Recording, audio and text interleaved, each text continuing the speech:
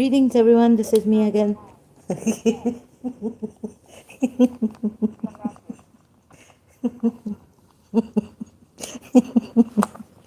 Zahra. Sorry. I,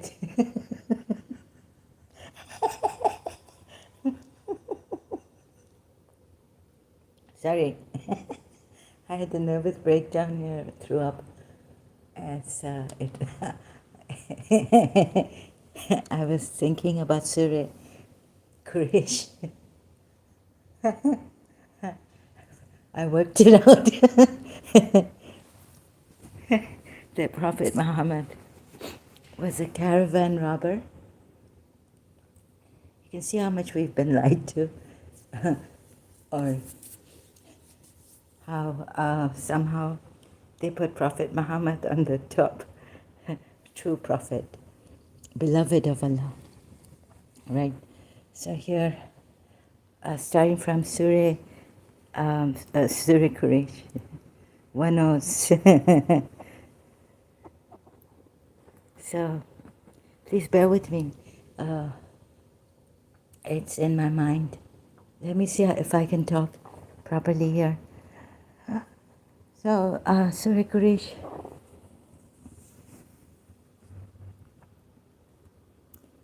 is about the Quraysh. It seems like it's coming from the Jews, or for the Jews, that for the custom security of the Quraysh, or for everyone who's nearby who does, trade with the Quraysh. Remember, the Quraysh were also polytheists, some of them. Prophet Muhammad, they say, was not, but it's just in writing. So, all that writing, history, whoever wrote that did a big mistake. So, made a big mistake. Their accustomed security in the caravan of winter and summer. So this is generally about Quraysh. And not to forget, yes, I had to take recourse to the Sunni hadiths and footnotes and things about the Quraysh on Wikipedia, and about the caravan robber. So, i.e., the honor and reputation Allah had given them as guardians of the Holy Kaaba. Remember that ayat in Surah Tawbah, ayat 19, that do you think it is equal to believing in Allah and the last day? The water for the pilgrimage that you provide, it says, against polytheists. Bear with me. In the end, I should have put that song, Al-Wida, not Al-Wida song, but to exit George Michael's and Elton John's Don't Let the Sun Go Down on Me. But didn't have the time to do that. It's all in there's so much in my mind, and before I forget, I've come, although I need rest. I should be on Reason Dancer's channel. He's live stream now with David S. Excuse me. So a while ago, it dawned on me again. Just threw up caravan robber. It just was so real, the thought. Sorry, excuse me. So, Hafiz, you left the harder pilgrimage for me. Down to the dust, your bright feet stepped. So it's come on me, although I'm not that eloquent. Oh yes, and for other videos, and brilliant, perfect, exquisitely put and said and made, hardworking, you can go to Apostate Aladdin. Sorry, in the beginning, I didn't have that. I thought he was a fake ex-Muslim, but he's very understanding. He's very soft, because he was very soft with the Muslims and all. But I can also see myself soft with at times, with the Shias, and I should be soft with all Muslims, even the Sunnis when they come. But I'm at times I'm not. In the beginning, I was like, this side, and we can see the mind of the Muslims, and sometimes I do that. But when someone comes here to tell me that no, this is not true, and I have to argue, show them, like, it's then I lose it. I don't have that much patience. So please go to Aladdin, apostate Aladdin. He's really good in that, answering you properly, softly, gently. He's very decent, very, very nice person. Okay, for the accustomed security, this is general. So this is what the footnote is from the Sunnis. You see, it's I mean, surprising that the Sunnis are saying, the Muslims, non-Shia Muslims, that this is in honor of and reputation. Allah had given them, the Quraysh in general, guardians of the Holy Kaaba. So who was guardian of the Holy Kaaba? Surah, we go to Surah Tawbah. If I could make it here today. Oh, it's not opening. Surah Tawbah at, this is the problem I have. Surah Tawbah at 19. You see this? So this is how I was working it out. And I thought I'd come back to share this. Do you consider providing water to the pilgrims and tending the sacred mosque? Yani, keep being caretakers, maintaining the sacred mosque equal in worth to believing Allah in the last day and striving in the cause of Allah. Right? The two are not equal with Allah. And then why does Allah generalize in Surah Quraysh? That while they were trading, they, oh my goodness. So hope it dawns on you. I'm losing my voice because I'm had a nervous shock. More and more, since more and more has come. You see this? Sunnis. Shias, come here to the Sunnis. Don't go to what Ahl al-Bayt, the family of the Prophet, told you. First do this research. Like I started. Right? I mean, I can go to the multilingual Quran, but I don't have the strength right now. Just to show you how I threw up more and more as they came. The more truth against Islam. So the Quraysh, it generally says the Quraysh here, Sunni notes gives this, and they were caravan, they were traders, journeying far and wide and accustomed to security, giving security and all this. Like water also to the pilgrims.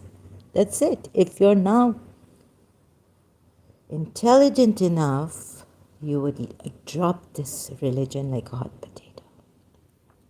You've got it. Right? So please don't give me a hard time. I wish I could tell apostate Aladdin to do this on this, because I'm not eloquent, so please help me. His hard work to help you think for yourselves, Muslims. Also Abdullah Samir and Abdullah Gondal. The new video is out, or I missed the live stream. On God, is the universe proof for God? But the universe can never be proof for God.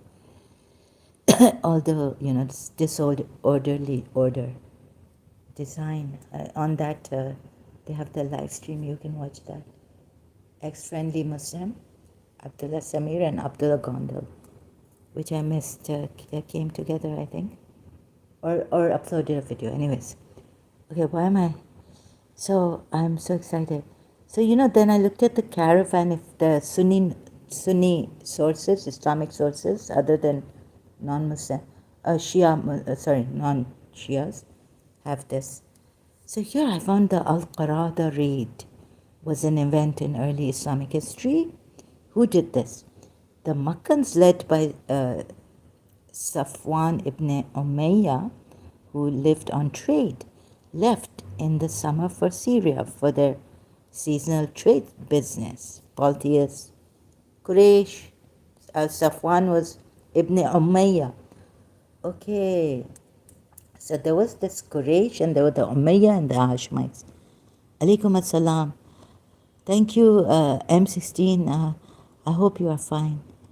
I'll be fine as long as I bring out this truth even in dying.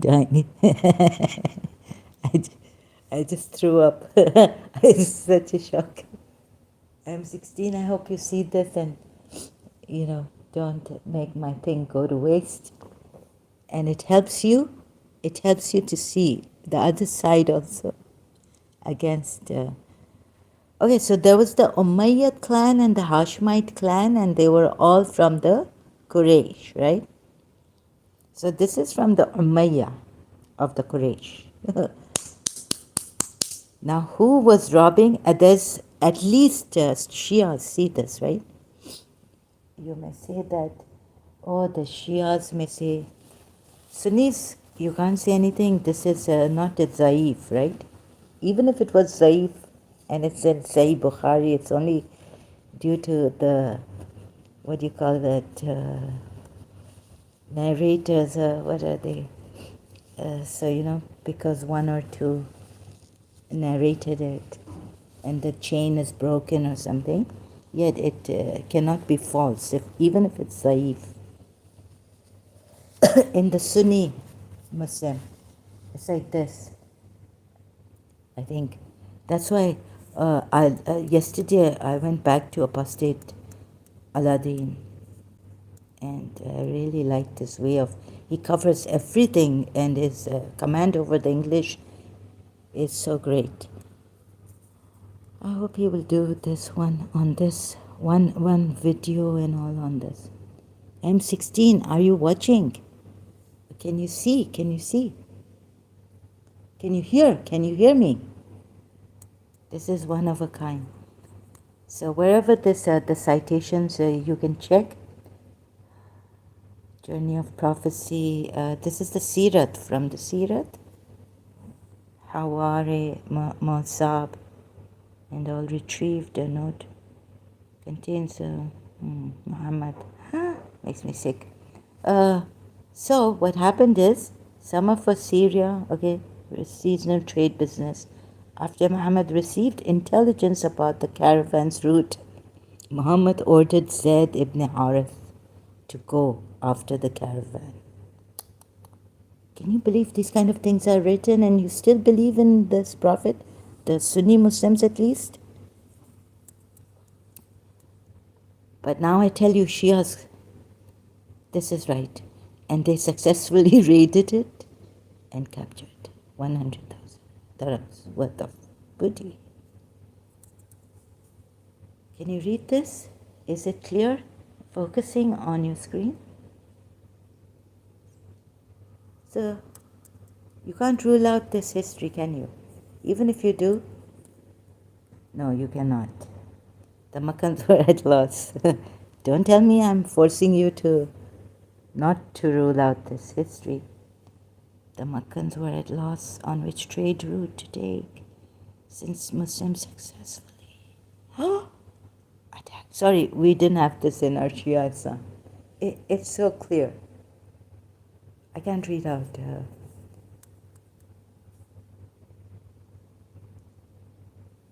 Shias, you see how the Imams have been hiding in Imam Ali? You say that. Therefore they try to find. Look, because there's an ayat in Surah, where is it? Surah Anfal. You wanted, he's blaming these hypocrites or the one Sahabas of Prophet Muhammad. Surah Anfal, ayat 8, is it? Surah Anfal, I hope it opens. That you wanted that, the unarmed caravan or army. Islam is finished for me. I'm done with this. I'm just sharing now. It's very, very tough to share in this here. Surah Anfal, where are you? Surah Anfal ayat 7. You wanted the unarmed group. See, it's saying it. So the Shias would think that the Umayyads distorted all this. No. The Quran ayat, okay. It's putting it on the Sahabas. Now, can you even trust the Quran ayats after what I've shown you, the contradictions in the Quran ayats? You can't trust the Quran ayats. M16. Didn't the pagans of Makkah confiscate all the property of Muslims after Muslims fled from the persecution? Prosecution is in court. So M16 is persecution. Better to use that word, okay? No, that's what the Islamic history says. But even then, Allah, they say this. I don't think this really happened. Like I even saw the breaking of the Treaty of Hudaybiyah and all this. The Makkans were blamed for, polytheists Makkans were blamed for doing. And don't you think that they got their lesson learned? Even if this was true, but I think not at all, right? Muhammad was attacking their gods and all this. You can see. So don't like just read history. Go through, research, seep through the ayat.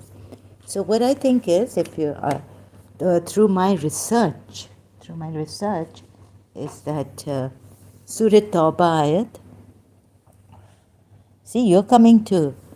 You don't. I know it's very difficult. I threw up as an ex-Muslim. Going. I was like, more and more is coming against him, Prophet Muhammad and his Allah.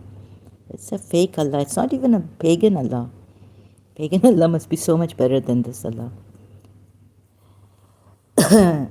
So, you see, you take these ayats, you go through my live stream.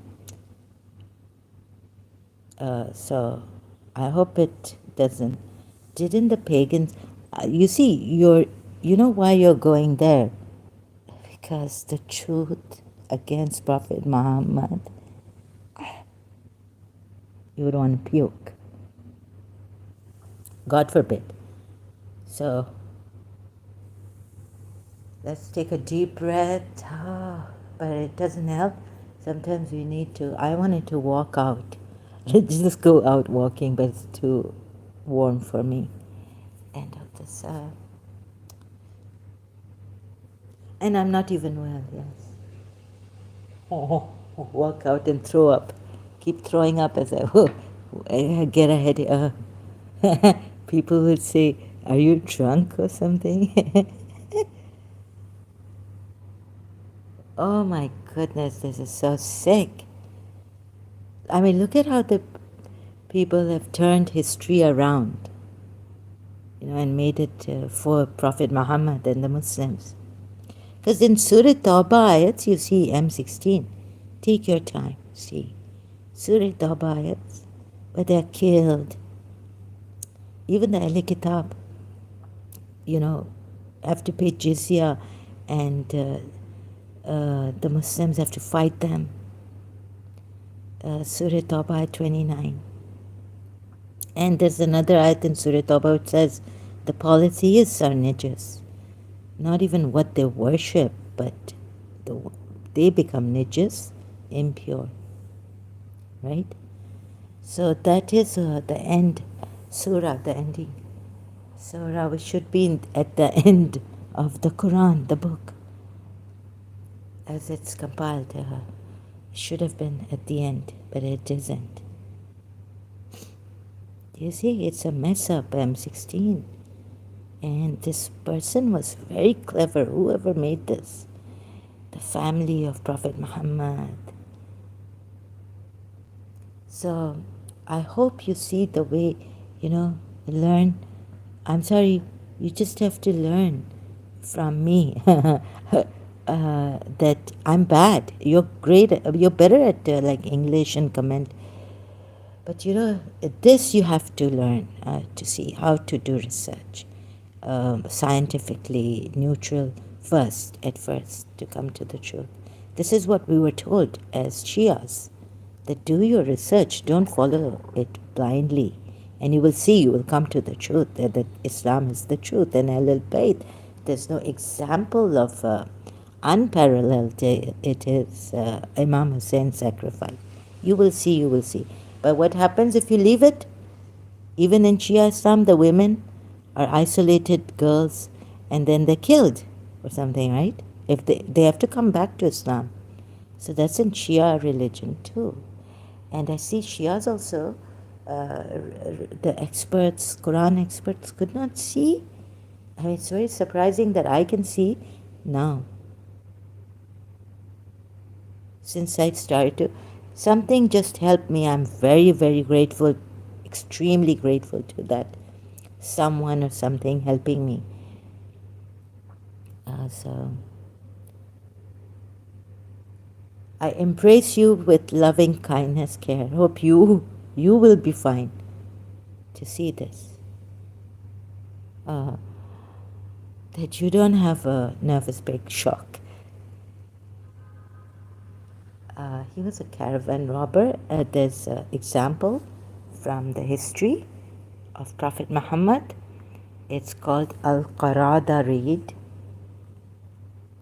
And no, I don't see the Umayyads going after Prophet Muhammad.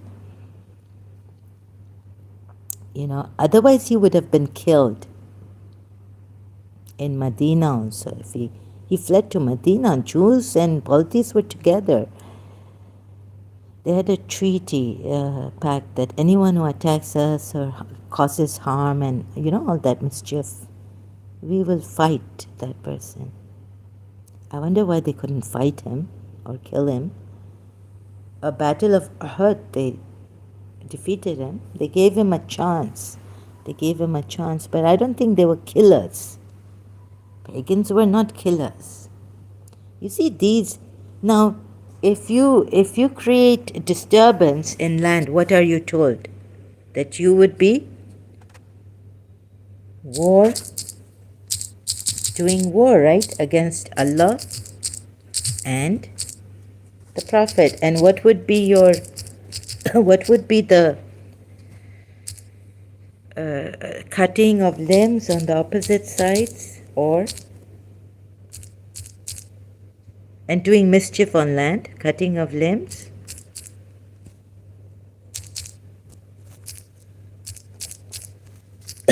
On the opposite side? So good question.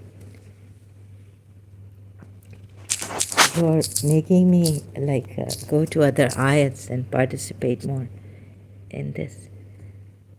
Remember more ayats. So if you say didn't the pagans of Makkah confiscate all the property of Muslims after Muslims fled from the persecution? They fled to Medina, right? Now, ask yourselves, why would the Meccans confiscate all of their property? And didn't Prophet Muhammad and the Muslims do that to the Yathrib Jews who had become Muslims but opposed Allah and the Messenger then, or maybe later? And so in the city, what Prophet Muhammad did was Allah put fear in their hearts, expelled them from the city, made them break their houses. Surah Hashar ayats 2, and cut down trees and they took the property. The Shia say some property, but come on. Now even Shias I had to depart from, and I've given a reason why, right? Because I don't trust in their research, which is lacking, not thorough research. So very good question M16 has put forth. But didn't the Muslims do the same, even worse, to the Yathrib people and these polities who had confiscated? What did the Yathrib people do? Baduans. They just didn't want to fight and go with Prophet Muhammad to help him. in the conquest of Makkah, Surah Fatah, they were told that you will be face such an army. Then if you will fight, or they will give in, or you know, won't fight with you. And Surah Hasharites, I mean, breaking of houses, of their houses. You must leave. It's not your city, like in the Quran ayats I've shown, where the souls of the people are taken, angels take them and say, wasn't Allah's, what was your position on earth? They would say, they say, they said that we were oppressed. So the angel said, wasn't land vast for you to, unless you are you're unable to, for some reason, you're under duress or hostages or things like that. They've stopped you from leaving that place. Now Yathrib was a Jew's place. So look at what, now I've, so you will go back to saying that Prophet Muhammad, you will take that history, remember. If you take this kind of research, you will go back to Prophet Muhammad and the Qarada raid, Wikipedia. And Prophet Muhammad was a caravan robber. You will see that, hopefully. Indeed, the penalty for those who wage war against Allah and His Messenger and strive upon earth, corruption, is none but that they be killed or crucified or their hands and feet be cut off from opposite sides. Sorry, you can't take an ayah out of its history. You read it, no. Which history? You see? Now again, M16. Yes, sir. What do you mean, I can't take an ayah out of history? You mean out of Islam? Haven't you reached the conclusion that Islam is the true religion? So if you believe in all of Islamic history, or you believe in the ones that are true, and which Islamic history do you believe in? So do you believe in this Islamic history that you say? Let me read your whole comment here. Sorry, you can't take an ayah out of its history. Out of its history, you read it within its entire history.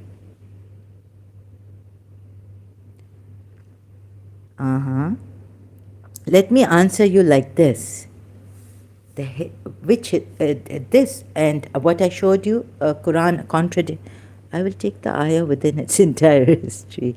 But how will I believe in that history which has come from Islamic sources?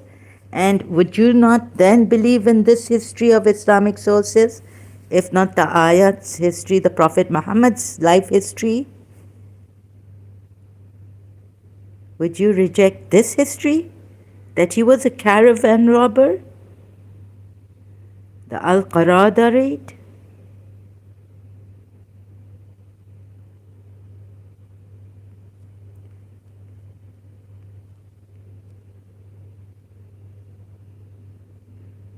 Don't be sorry. Be cooperative. Be honest. Right? And see.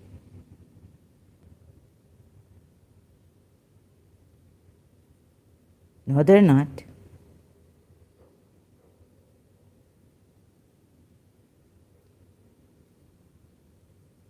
Who said? The history says this?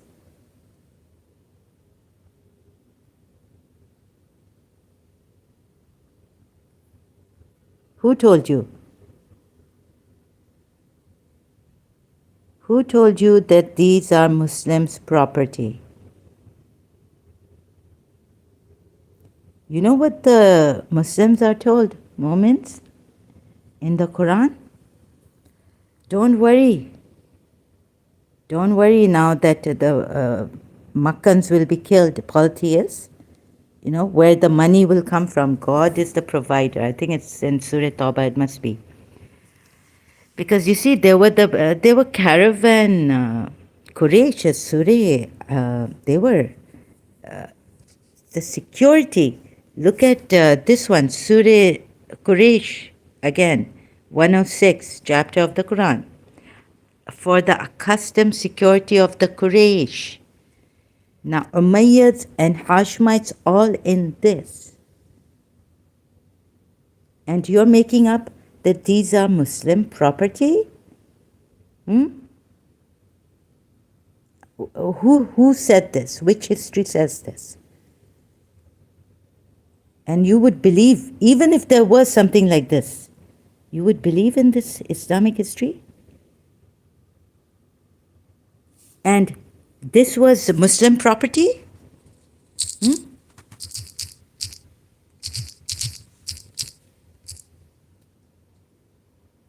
And Surah Azab, you will take their property. What ayat is it again, number? Their homes.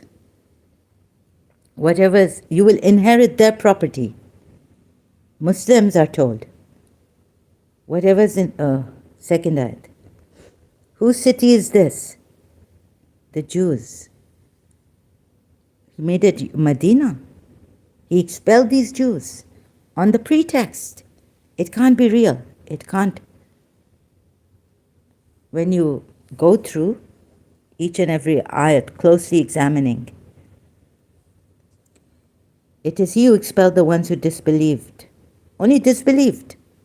Here it says. Now here I would not take something which is against the Quran. It's explaining away that they just opposed, opposition also. So here, first it said, what does it say here? Let's not jump like I would also do. Shouldn't jump. First of all, it says here in this ayat, he it is who in the first assault drove forth the people of the book. First assault. Okay. Who did the first assault? They would say the Jews, right? Of Yathrib. So if they did no. Find out whose is the first assault.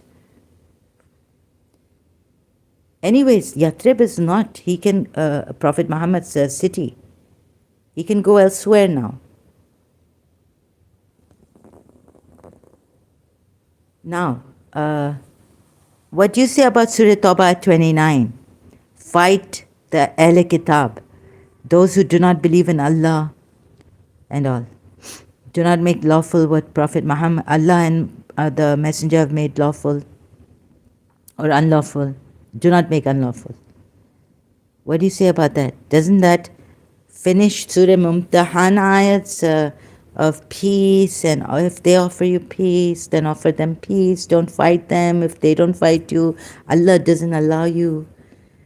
Surah Baqarah ayat, only those who fight you, fight them. There are contradictions in the ayats. Either it abrogates those previous ayats of peace, so Islam is not of peace then. Or it is a contradiction of those ayats earlier, they may be. Earlier ayats of Surah Medina, sorry, not Surah Medina, of Medina, earlier ayats, even if they are revealed in Medina to him, they are earlier ayats and they contradict if they're not abrogated. Haven't you been following me? Is this Muslim property? Do you want me to read out the whole? So please go through this. Again, I have come here and also go through this. Surah Azab ayat. Sorry for the... you will inherit. This is what he wanted.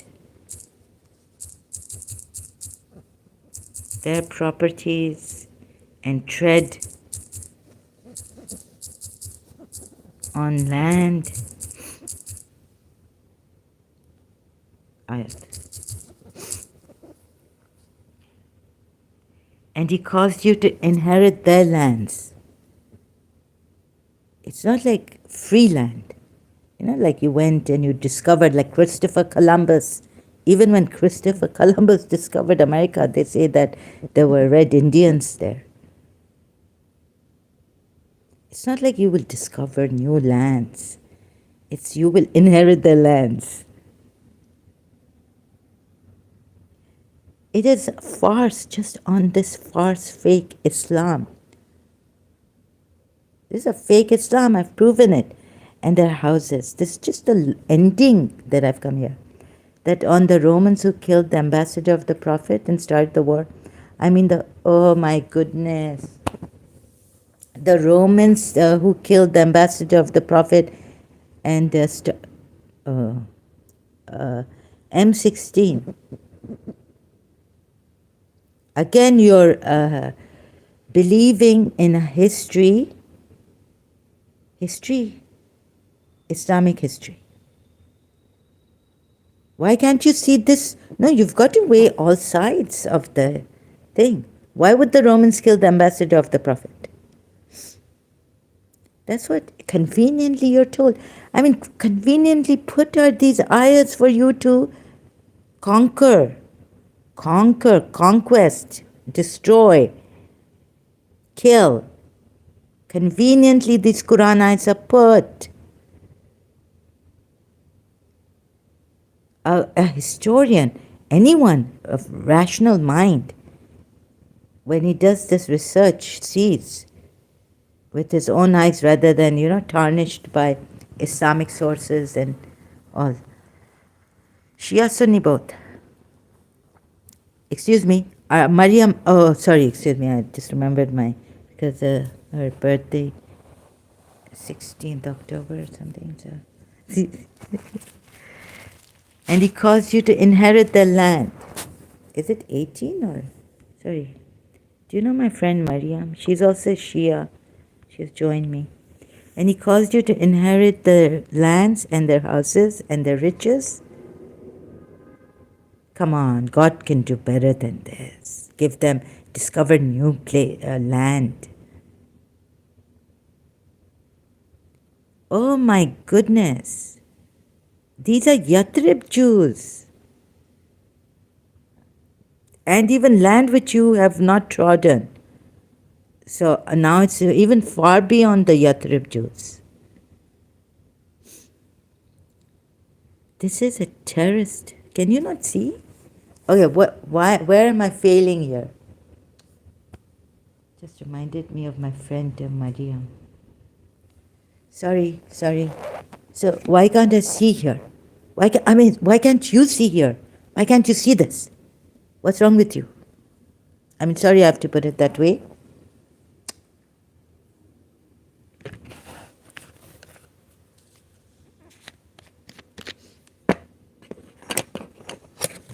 Where's Mariam? She joined me and she's not coming here. People are scared, Even the Shias who leave, they were killed. God knows how many found this out and were killed. Or they couldn't say a word. Today I have this opportunity, gift, given by those who have kept me safe, protected.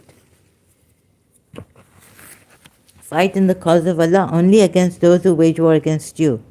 But do not exceed yes, this Surah Baqarah you're giving. Then haven't you seen that one ayat that has finished? What does now? Have you forgotten? Compare this ayat that you yourself have given me here. Surah Baqarah ayat, right? Or which one? Surah Mumtahana. Oh God. And does not like transgressors. Fight in the cause of Allah only against those who wage war against you. M16 has given me. Now read this ayat. Why don't you give me this ayat? Have you forgotten? Has it escaped? How has it escaped your mind? What does it say? These people are not fighting. Ahl Kitab. Huh? It destroys if, and then if abrogation, If cancellation not, then Islam, even then, right? If abrogation, if you take the Sunni side, even then, Islam is a religion of war, fighting. Now, what does this Surah Tawbah 29 say? No, they're not. God, M16. Why is Maryam coming in my... Fight against those who do not... It doesn't say who are fighting you here. Allah could not put... These people are fighting. No, they are not fighting here. It doesn't even say that. You tell me to look at the history, whole history of the Quran ayahs and this and that. You can't see the Quran ayat here. It doesn't say that here. I've read the previous and the ayats afterwards also. M16. I just had a nervous breakdown, please. Okay. I can't. M16. You can see it. Fight. It says fight against those. Against whom? Against those who do not believe in Allah or in the last day. Read the history. See, this is the... Read the history. First you look at the ayat, you can go and read the history. I will take you to which history? Islamic history, right? It doesn't say they were fighting. These are Ahl Kitab. For God's sakes, this ayat doesn't say they were fighting. Even the ayat doesn't say, why are you jumping to fighting?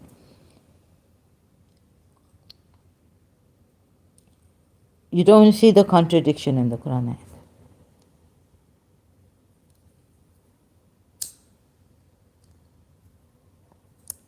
The Quran ayat says, fight those people of the book, right? Fight those people of the book. It doesn't say they are fighting you.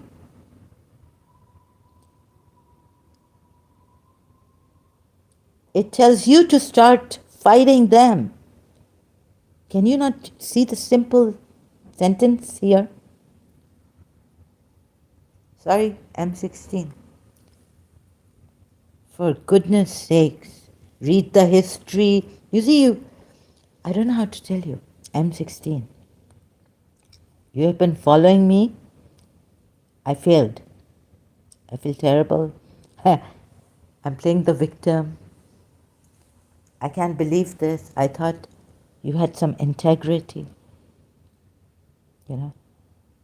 some concern. Please. I'm not your enemy. So I'll be getting emotional. Can't help it, this. M16. Read the history. Read the ayat first. Read the ayat first. The ayat doesn't say they were fighting you. It says fight those people of the book. Reason being, this ayah on the Roman Empire. Oh my goodness, never peace. Come on. Oh, please. Oh, I beg you. M16. I have to... Oh, look at what M16 says. This ayah on the Roman Empire. तौबा करो अल्लाह, मुझे कैसे कैसे लोग मिल जाते हैं.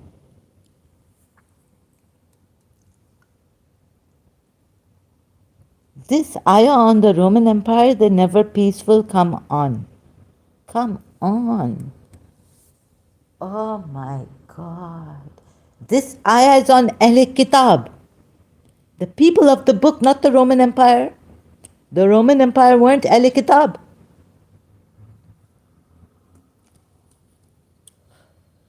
Were they?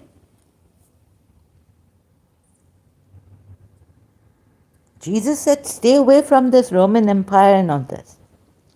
Yeah, okay, give to Caesar what is due for Caesar. Jesus said that. M16, why can't you see it? Allah, la, la, la. Hey, Taba. This ayat is for Ali Kitab. It says so. I have to chew my spot. The Romans were Christians? Acha. Well, that, yeah. Maybe in his, Acha, those Romans were Christians now. I see. No, no. It's not only for the Romans, it's for all of them. All of Ali Kitab, Jews and the Christians. Were Romans Jews? Wow, M16 knows his history.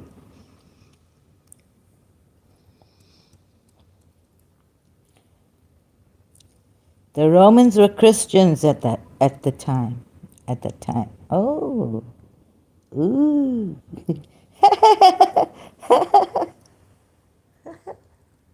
Dumb, dumb, dumb. Me, so dumb.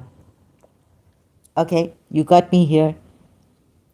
The Romans were Christians. Okay, what else then? You can't see the ayat? It's Al Kitab, Jews and Christians. Were Romans the Jews also?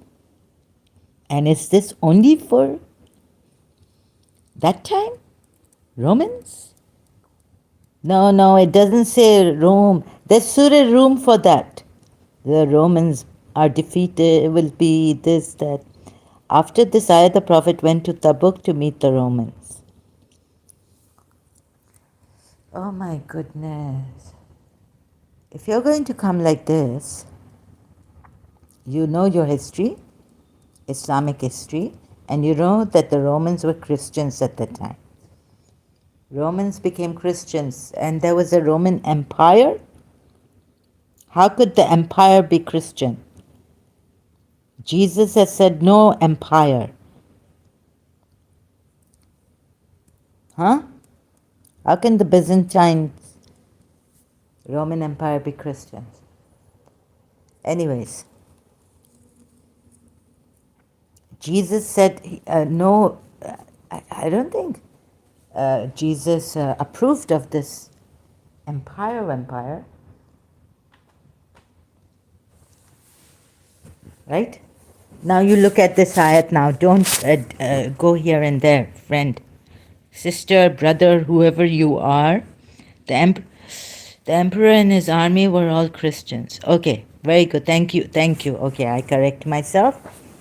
Okay, here I stand corrected. Okay, you know your history. You know the history. I didn't know that. Now, but here.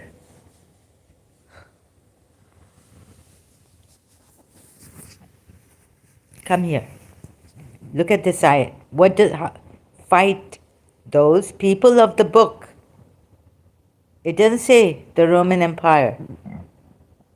Whether the Prophet went to Tabuk to meet the Romans, but they were not there. What happened in the battle of Khamka? Unnecessarily thirsty. They, one was so tired. Abu Dhar, who was he? Got so tired. Lagged behind. Oh God. Excuse me. Who was there with then he was with Imam Ali after Prophet Muhammad. Read the Battle of the Book, right? It says fight those people of the book. My neighbors will get angry at me. M16. It doesn't say. You know very well what this says. Maybe you're coming from the Shia side, you're stuck on that mobila.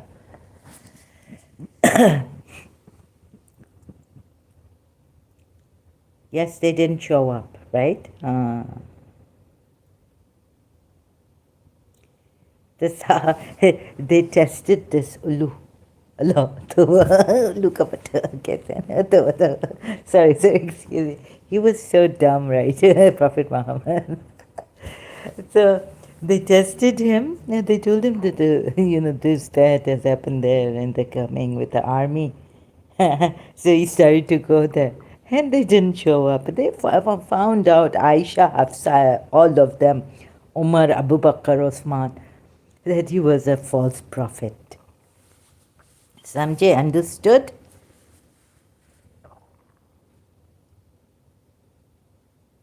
Sometimes infer from your own. Filter it in yourself. You don't need to rely on others. And history also, don't just gulp it in. So With Honors, have you seen the movie With Honors? Do you see English, American movies? Filter it within yourself. Walt Whitman's poem is in that as part of it. Fight those people of the book. It's general.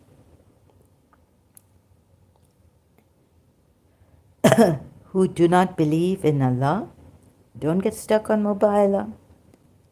Oh, my Prophet, and my Ali, and my Fatima, and Hassan, and Hussein. Okay?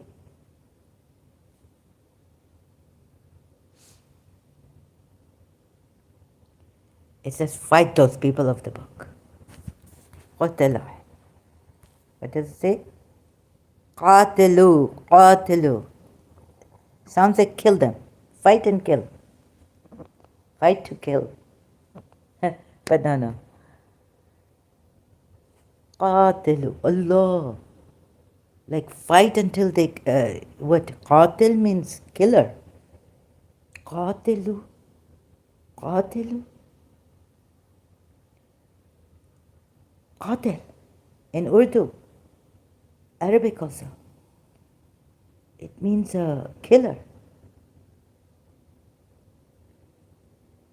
Goodness. M16, could this mean fight until you kill them? Fight to kill. Fight to kill. Qatilu. Okay, maybe from qatal comes, so this phrase is like fight. Fight to kill, fight to kill. I wish they had another word for fight. It sounds like fight to kill. Anyways, maybe I'm wrong. Fight those who do not believe in Allah. Which way will you come now? Which way? It says fight those who do not believe in Allah. And in the day, the last. How can the Ahle Kitab not believe in Allah and the last day? How can the Roman Christians not believe? Roman Catholics. Okay, is this where the Roman Catholics came from? Huh? And first of all, look at this. They do believe in God and the last day. And they make unlawful not what Allah has made unlawful and the Messenger of Allah has made unlawful. They acknowledge not Islam.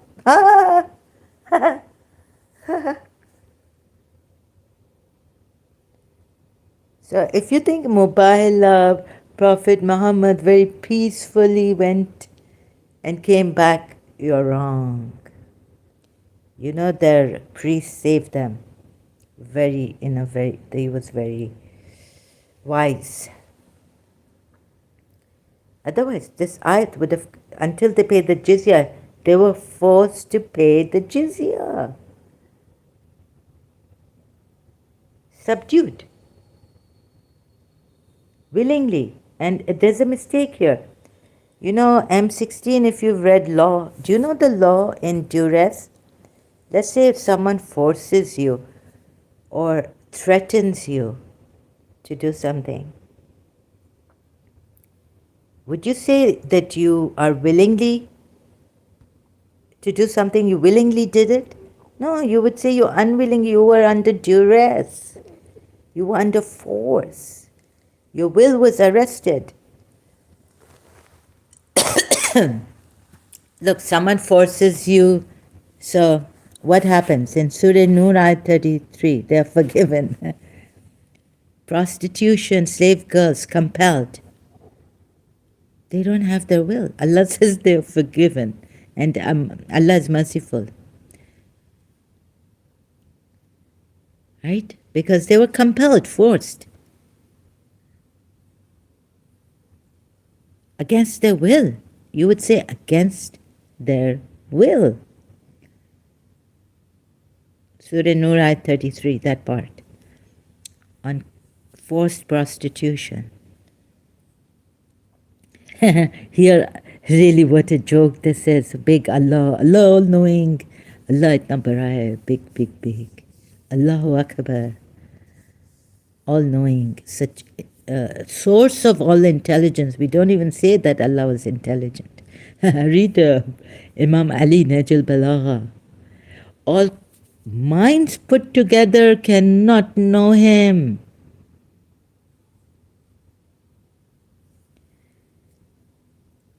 This here, it's an insult, like apostate Aladdin has recently uploaded a video on this Khizr. You must see this. Actually, a live stream premiere also, I missed it, the one earlier on.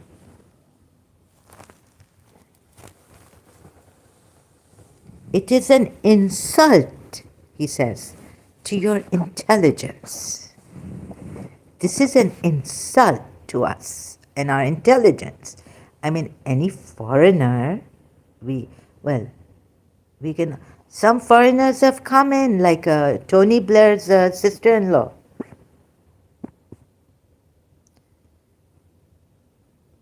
Lauren Booth. Can you believe that? Going to Bibi Mansumaikum, Imam Raza's sister.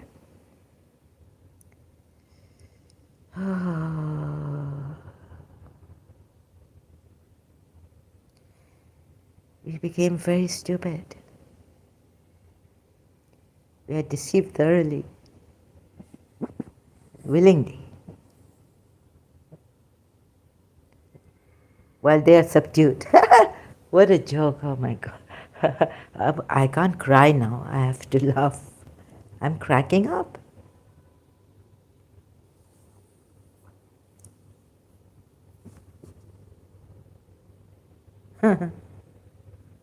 Mistake.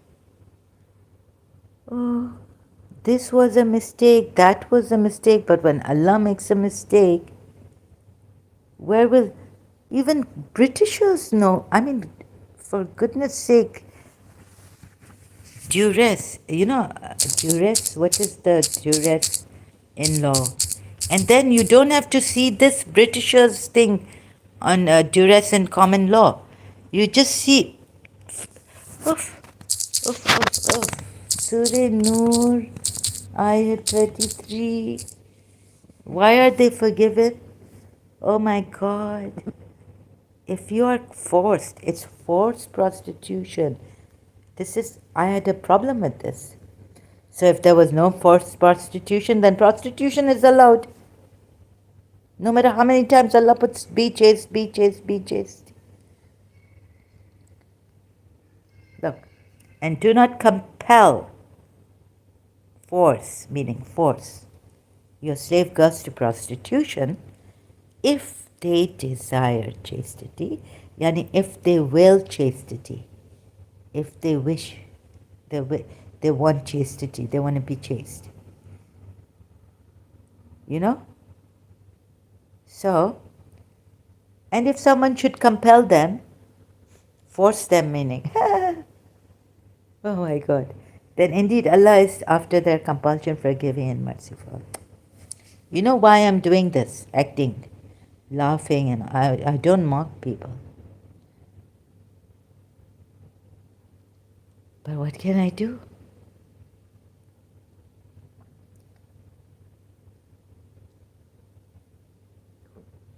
You know, as a apostate, Aladdin is so decent, but in one of his videos, like, I feel he's so decent, he doesn't even laugh or things like that. But, you know, he has a WTF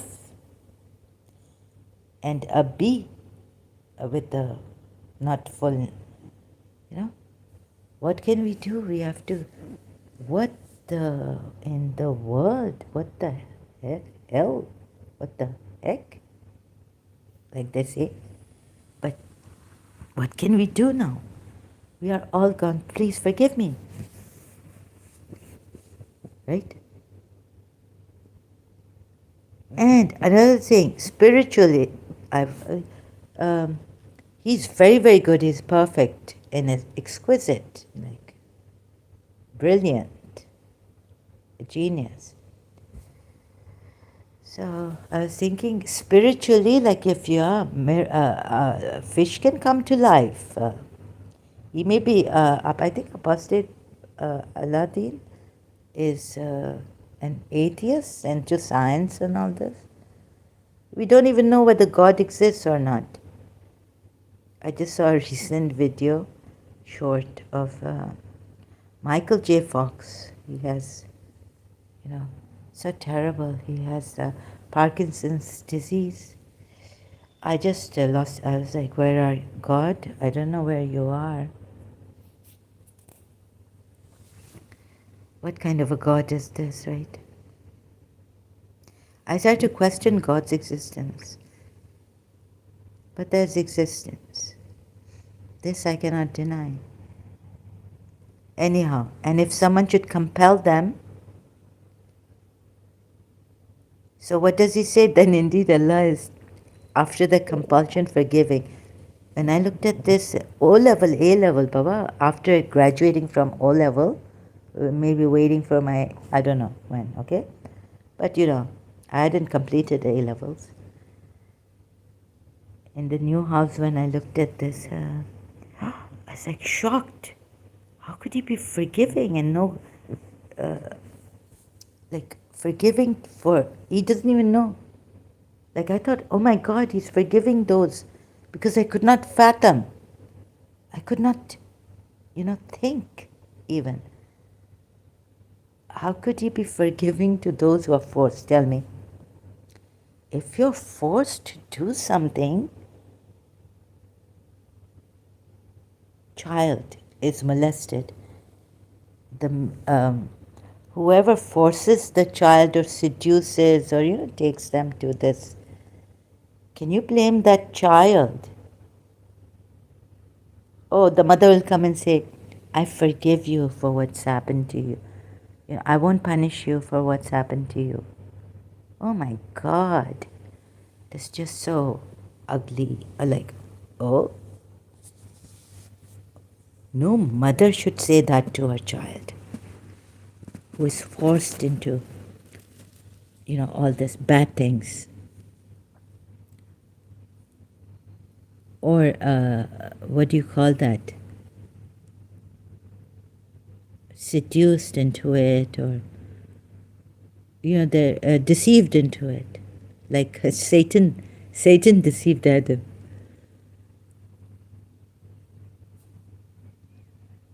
And if someone should compel them, then indeed Allah is after the compulsion, forgiving and merciful. Okay, merciful, yes, because we need His mercy, because they are compelled into prostitution, forced. But forgiving. So, but look at the, back to this ayat, where I've done a lengthy discussion on this. If they desire chastity, what if they don't desire chastity and they want to become prostitutes? Then the door is open for that. It's not right. God should not mention it like this. It's a very serious matter here. Anyhow.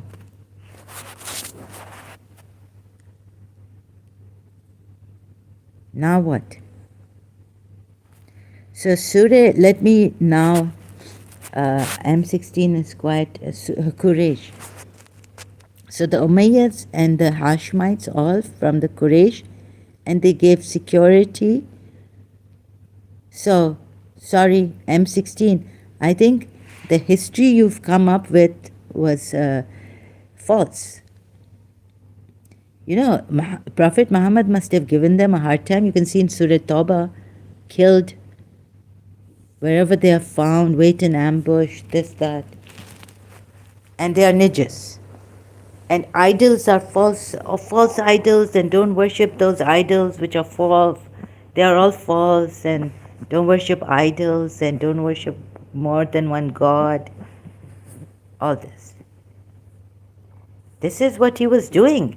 Then he went back to Makkah from Medina, and Imam Ali, we are told, stood on his shoulders or sat on his shoulders, you know, to break these idols. Only Imam Ali, the father Abu Turab, could break idols. And where शानों पे Rasulullah के shoulders पे, on Rasulullah's shoulders. I mean, what, that Imam Ali standing or sitting on Rasulullah's shoulders, breaking idols. in the Kaaba. Anyway, the custom security in the caravan of winter. Now you see,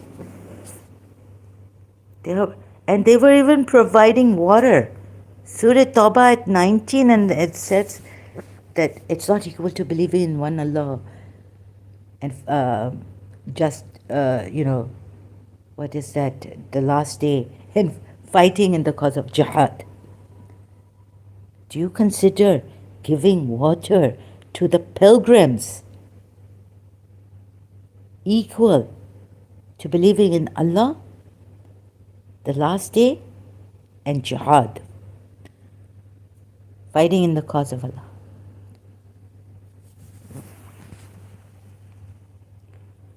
And which other ayat was I reading?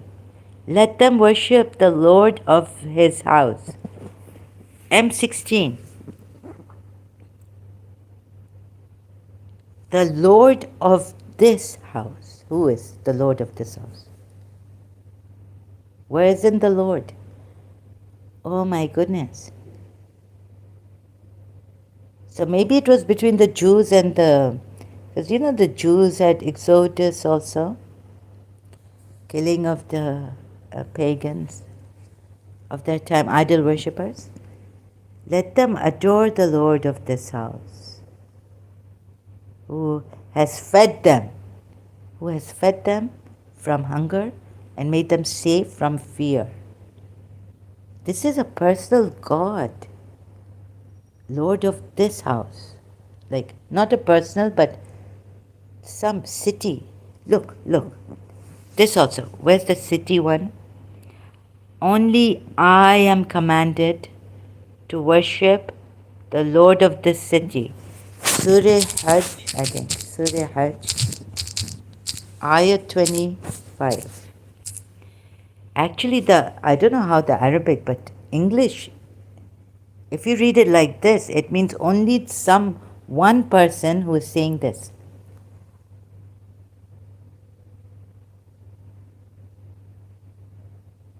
No.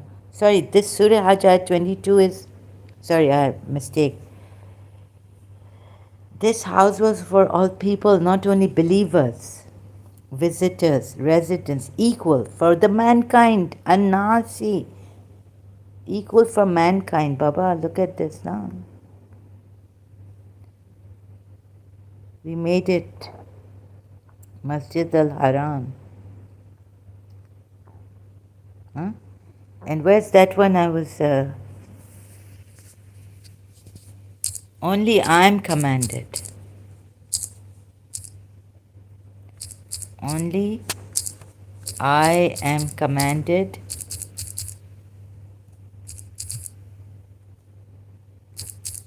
I'm tired now, commanded to worship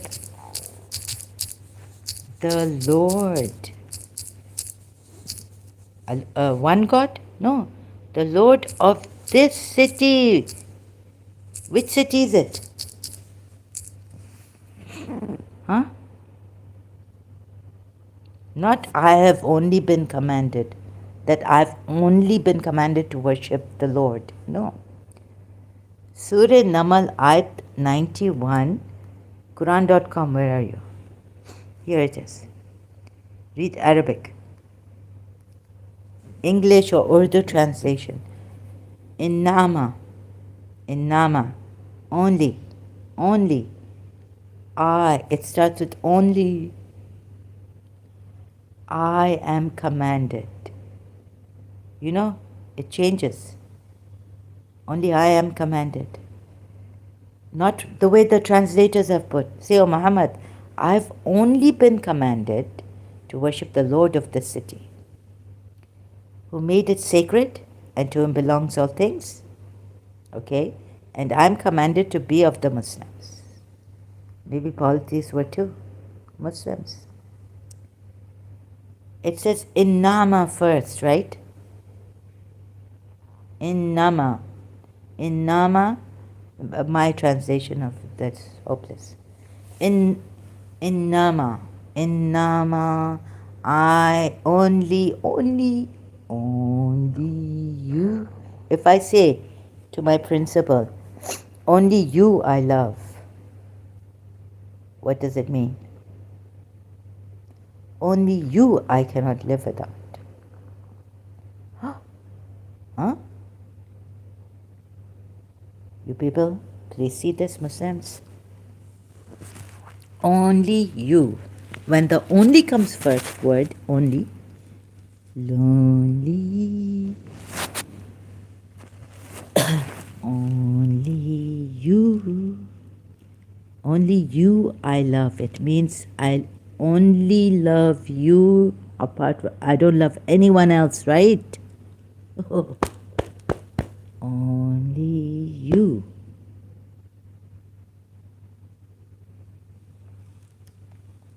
So there was someone, probably he's gone, vanished, killed, burnt, God knows what, ambushed. Only I am commanded that I worship the Lord of this city. This is a very personal thing and very possessive. There was one person there who was commanded, and he says, only I am commanded. Oh my God. Only word is coming first. If it had come, I am commanded that I worship the Lord only. It's different. It has a different meaning. Altogether it changes. I am commanded to only worship the Lord of this city. Baldatia. We have a, Baldatia and Baldatis in Pakistan. Baldias.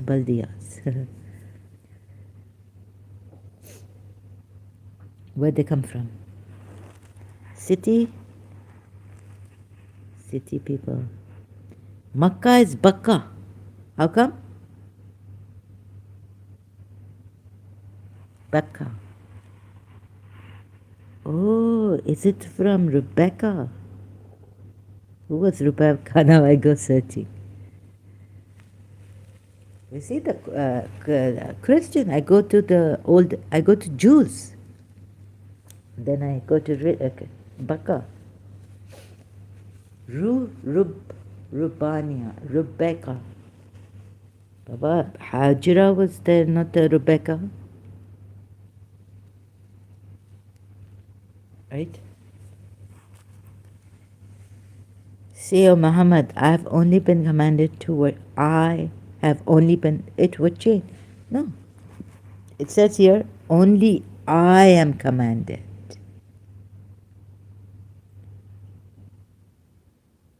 that I worship the Lord of this city. the one who made it sacred, and to him all things, and I am commanded that I be of the Muslims.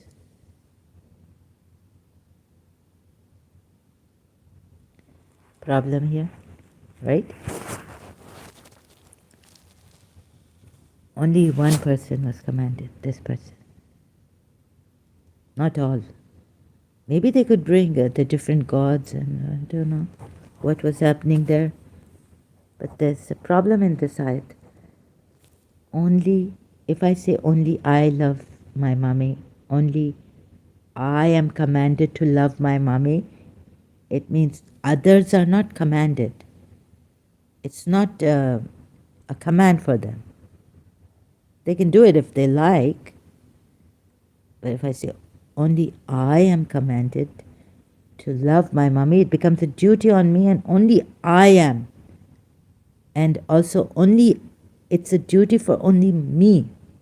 Me. Not anyone else. Right? It's a command.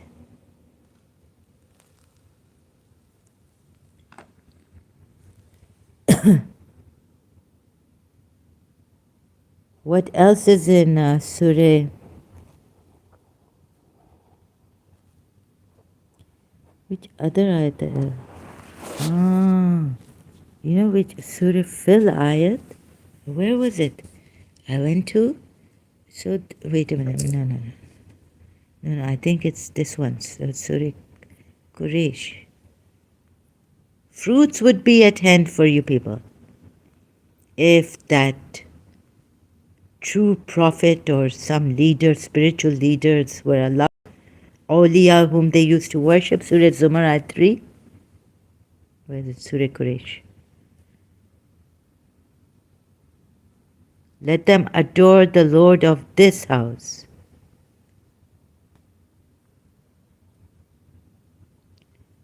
Let them adore the Lord of this house.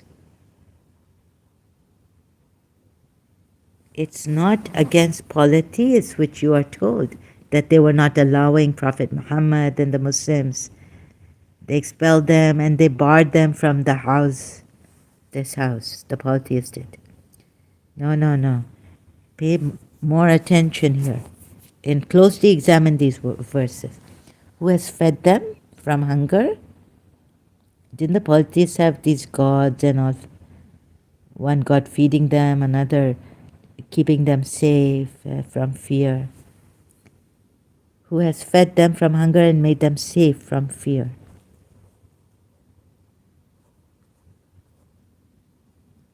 Let them adore their covenants covering journeys by winter and summer. They had covenants or a custom. It was their custom. Prophet Muhammad even practiced that custom. Adoption of adoption. Then Allah changes it. Surah Azab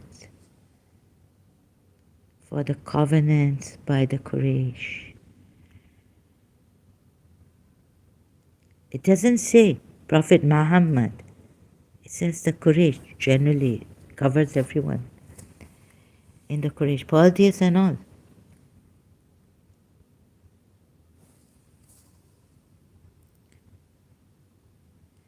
So since the Quraysh are allowed security polytheists, giving water and all this to the pilgrims, the Jews must have been told of that time, let them worship them here. So they were not killed. Otherwise, in Exodus, there's this thing, go to their cities and kill them. I think in the Old Testament, polytheists, idol worshippers. So this happened, revelation came for them. It's not for Prophet Muhammad.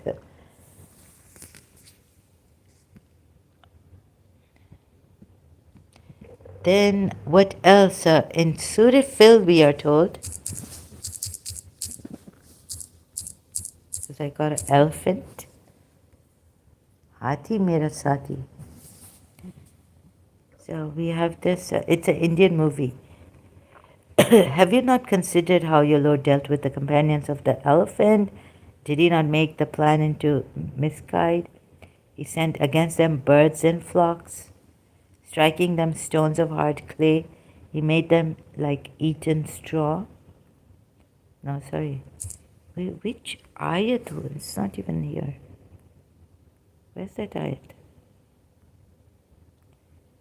It would have been near at hand.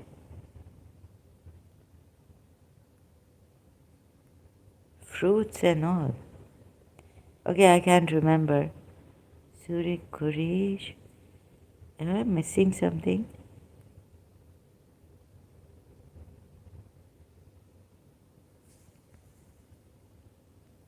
Now, sorry, because you're starting with M. How come I've forgotten my principal? Mummy.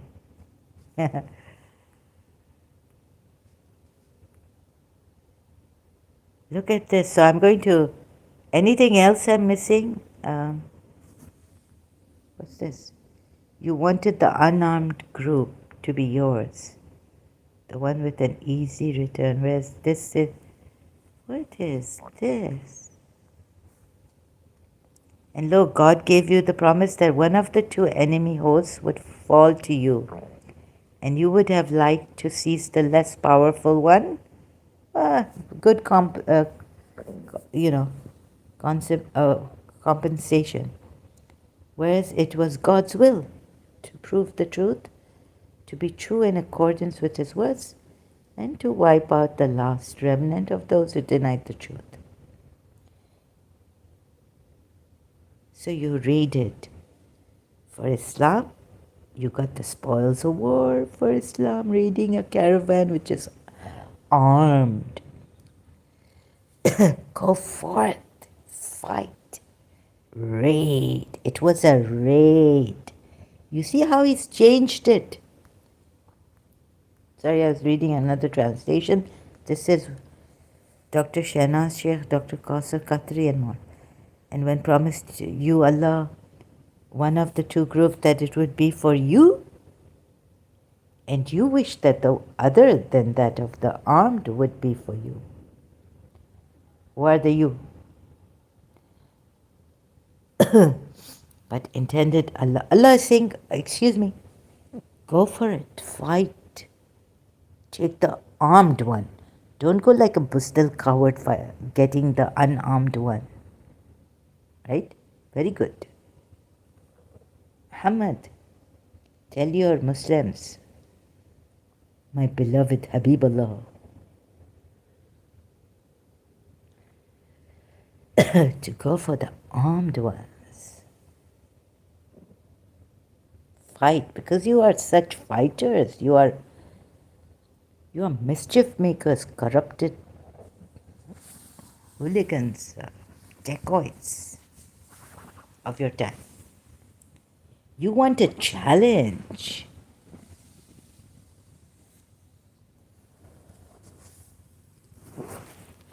God knows if I'm right or wrong about this, but intended Allah to justify the truth by His words. What? Through war, like attacking the armed one? What's... And okay, not the unarmed one.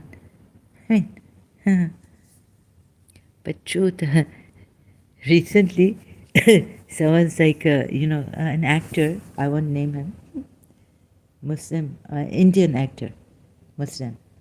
It's like, I'm a Muslim, I give zakat. As if, this is not in humanity. Just imagine. Basic things. Like apostate. Aladdin, someone asked him, what do you like about Islam? He said, like zakat. As if the others are not giving zakat. Like zakat is good. Like, yes, you can. Everything is... please, if someone needs something, Michael Bolton has sung, mujhe sharam aati hai and all this. But Michael Bolton has not sung that I'm shy of receiving from someone. Lean on me. If you have, like Jews, he's a Jew, but he doesn't practice. Anyways, he's a Westerner. This humanity, your humanness must tell you to do that. If you are able to help someone. So the basic things that all religions encourage you to do. Proud of being a Muslim for that? My goodness. You are insulting our humanity. Those others' humanity.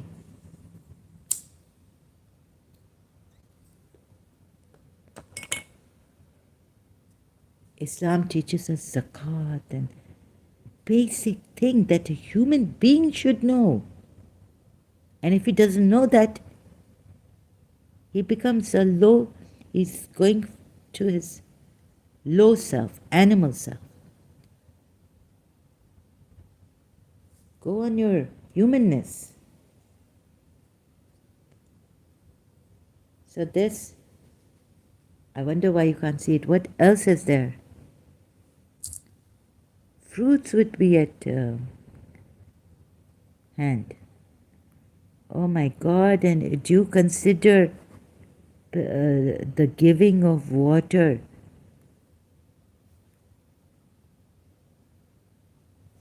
Surah Tawbah 19. My goodness. Look at this. Then read Surah Quraysh, right? Do you make the giving of water to the pilgrims and the tending of the inviolable mosque? The same. What did Allah, what is that surah? Surah Quraysh. Security. Oh my God, one who has believed in Allah in the last day has striven in the way of Allah. Look how he's removing these polytheists. This house was made for all to come and worship. Outsiders and citizens alike. And the last day, which ayat was that? And has striven in the way of Allah. They are not equal. What would make you know?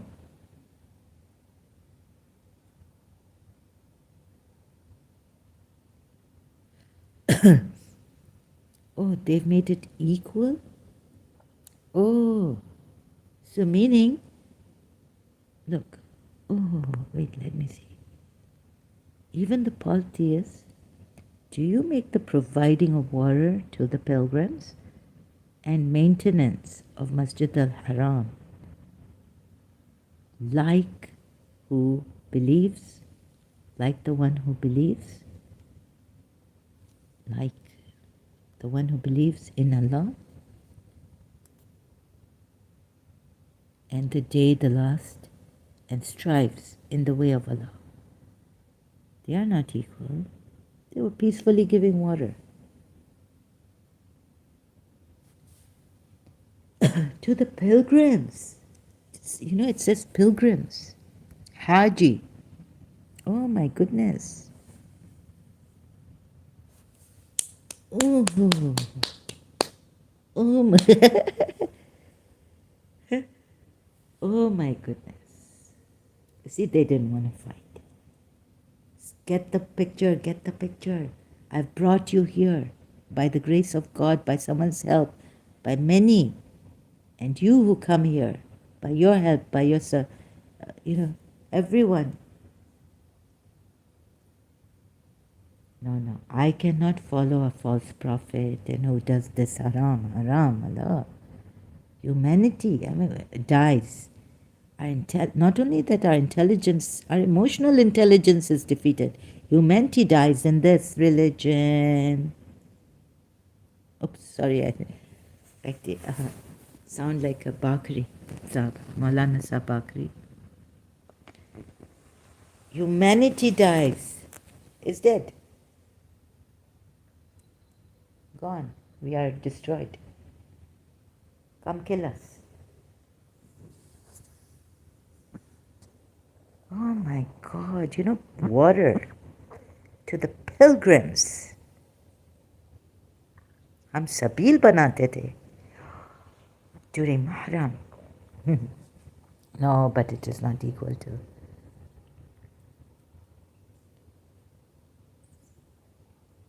Azadari Hussein.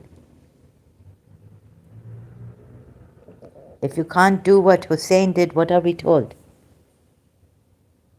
Zikr Hussein. Oh my God, so let me see now. I have to take a break, right? M16, you're gone?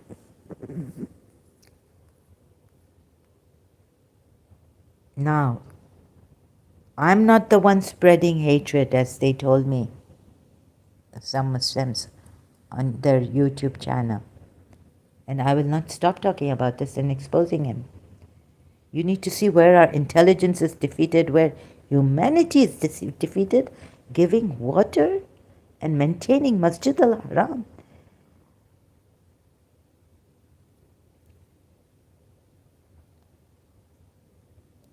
What else do you need? What is their fault? Just because they... I mean, how can you put one above the other? And still the indignation of their hearts, for Allah will turn in mercy to whom He wills. Allah really turned in mercy to the to the believers who killed these polytheists. It is not for the polytheists to maintain the mosques of Allah. You see, now the question M16 asked me earlier, what was it? They were persecuted, all their belongings were confiscated. Who do you think is doing this? Security, who provided for you? It is, maybe that ayat should be, it's not, hello Zahra ji, Masterpiece Saab. Hello Masterpiece Saab ji, welcome here. Any questions about this? It is not for the polytheists to maintain the mosques of Allah, while witnessing against themselves with disbelief. For those, their deeds have become worthless, and in the fire they will abide eternally. So these, oh my goodness. Who is the one creating problems and can't accept the other? If you go to India and say, this is not right,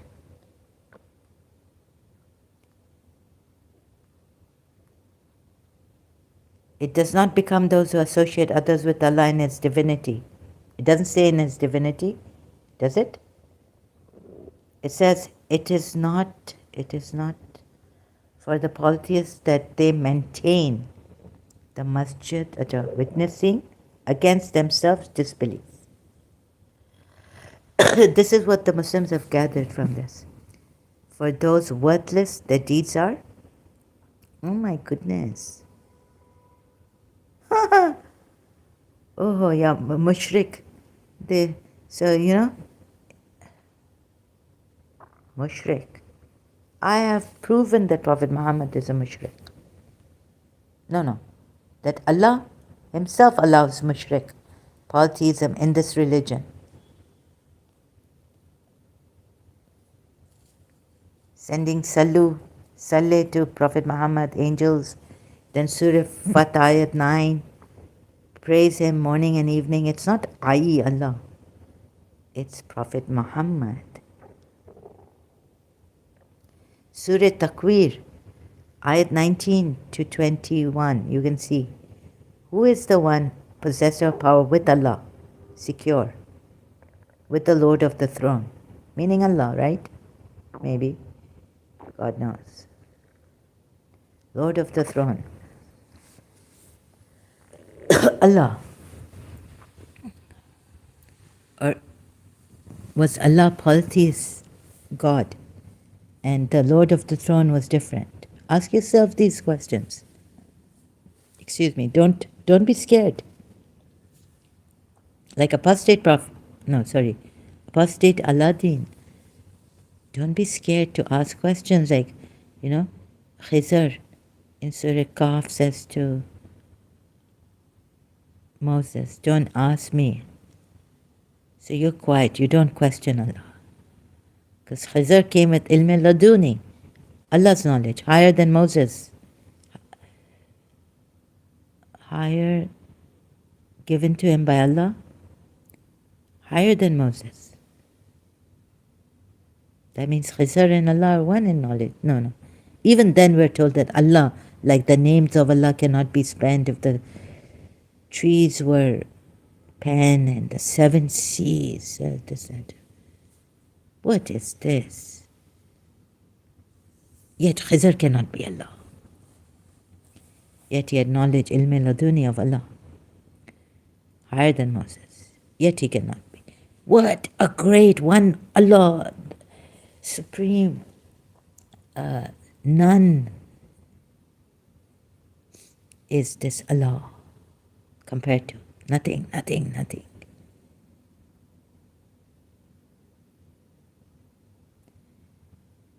Right? Yet he has partners. Yet he asks you to take partners with him. Allah, Surah Maida ayat 55.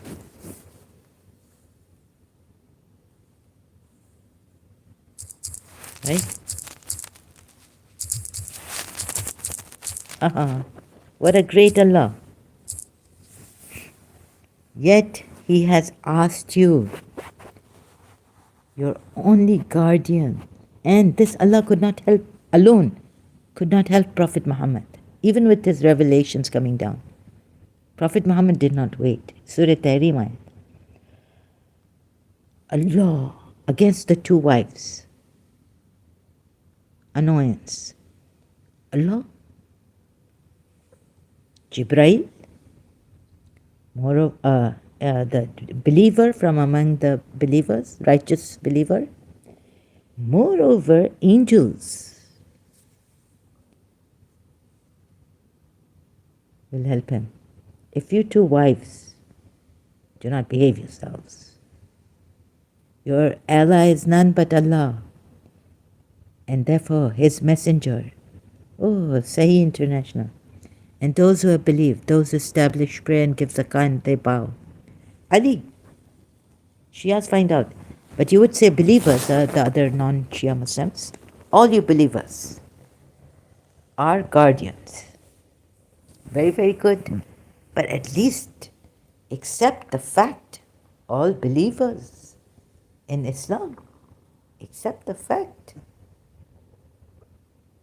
that they're partners with Allah. You are partners with Allah in this.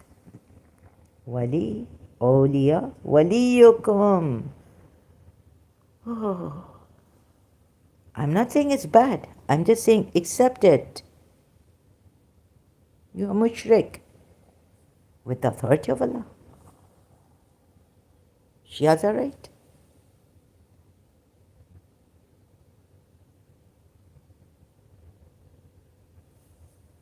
Thank you for being here, Master. Peace, so patiently persevering, listening to me.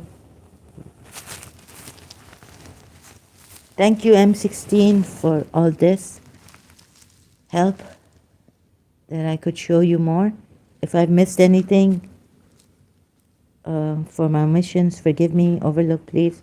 I will come back again and again. I'm not going anywhere unless death take me.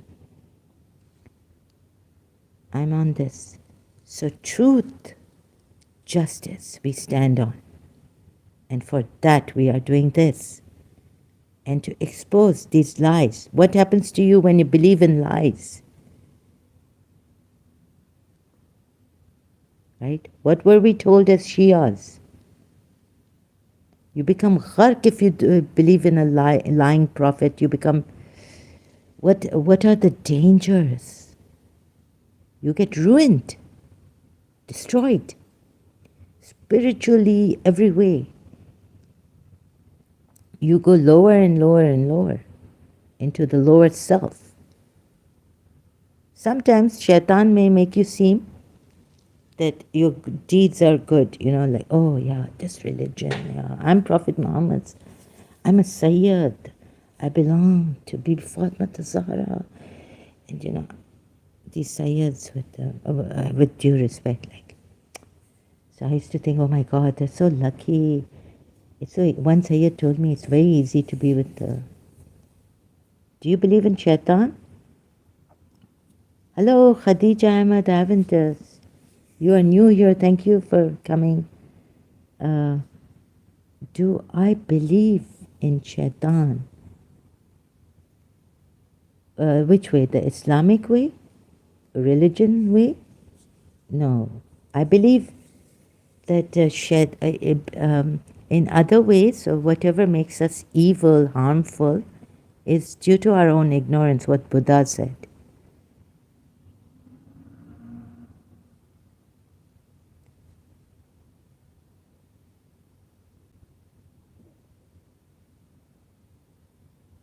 And Jesus Christ, the Christians, this part of Jesus Christ, like, oh Father, forgive them, for they do not know what they are doing.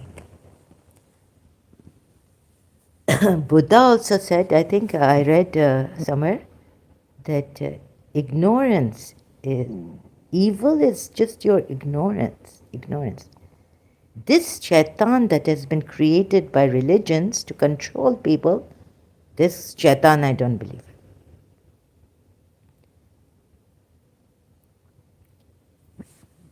And you just said that shaitan is trying to tell us our deeds are good. But the evil one, your ignorance, yes, I said that. Does that go against? Am I contradicting myself? Not the shaitan, just to make you Muslims understand. I may quote from the Quran ayahs. Some are very nice, good. They're stolen, copy pasted from politics like Surah Quraysh for the Umayyah and for the Hashemite equally. Other clans also there, polytheists. So you know why I said that? Not this shaitan. Yes, there is shaitan, there is evil, but I think mostly, like, I've contemplated what I've reached. I could be wrong, I could change, but like, ignorance, your ignorance, our ignorance is evil. This much I've reached. So, like the Quran says, right, there's some deeds of us that we think are very good, but they're not. So I try to use that for Muslims against you people.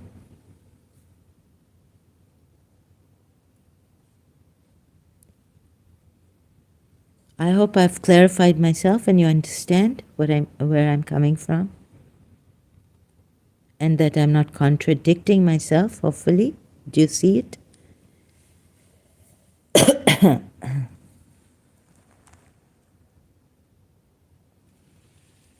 So mostly shaitan comes from ignorance. So thank you for correcting me, yes. And thank you for helping me clarify. Not this shaitan. Not this.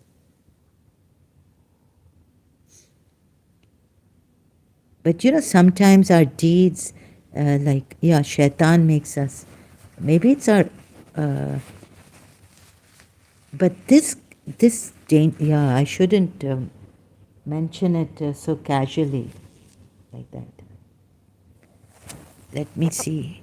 If I have contradicted myself, then I'm sorry, but I have to contemplate more on that. Leave it open, please. We can leave it open, right, Khadija, sister? We can leave it open, right? I have not drawn conclusions, but I need to understand, like, where it may seem to us that our deeds are very good. It may be coming from the ego, from ourselves, or from a brainwashing. Or really, if there is a Shaitan, like for the religious one, then no, it just doesn't make sense, that shaitan. Not in all of it do I believe, so I can't say I believe in shaitan, right? Parts of it,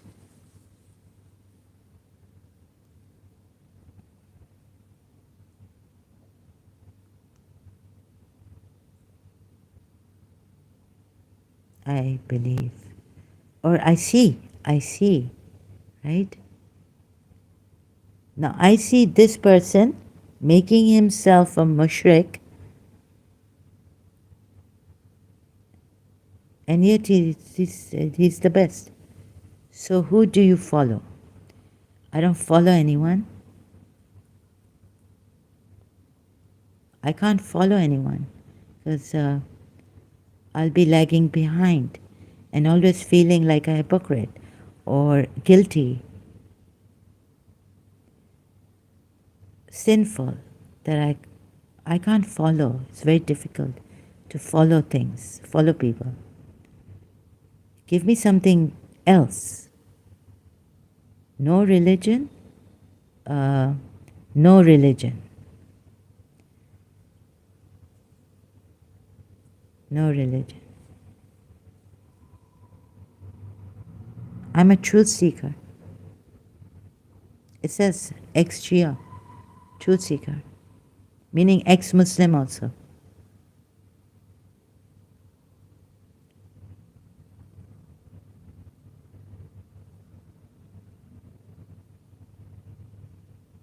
Following is difficult. I've read Jiddu Krishnamurti. I've had an insight. It's very difficult to follow. To submit, to surrender, like the Hindus say. I've been contemplating on that. I even do Behurmat ki. I do, what do you call that? Like one time I went to this video of Paramahamsa Vishwananda. He said, like, if what do you mean what I want from you and all this? Oh my God. Then it went to, that I just want to give, not take anything from you. I don't want anything from you on one hand. So I could understand that. And he said, that you could be doing you could be in that Sanskrit word, he said, Behurmat ki, of a guru. I after thinking, I said, let me just put it there. I said, I don't understand. Sorry. Some things of his, I don't understand. I can't follow a guru or a master. It's very difficult. I saw what Jiddu Krishnamurti was trying to show us. But, I go there, here and there.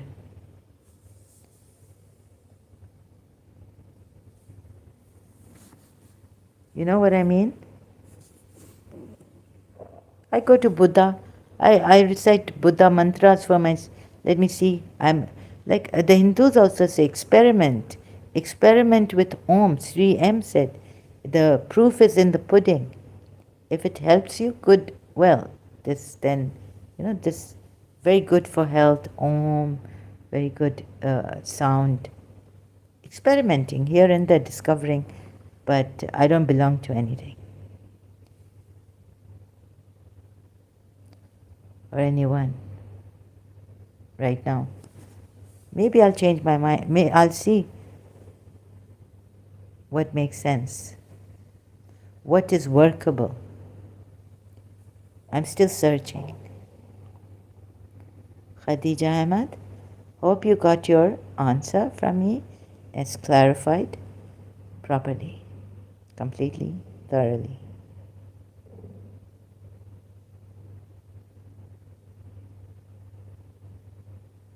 And if you, so this, I'm just observing my weaknesses, how I fall back, how I want to, believe in love and the beloved.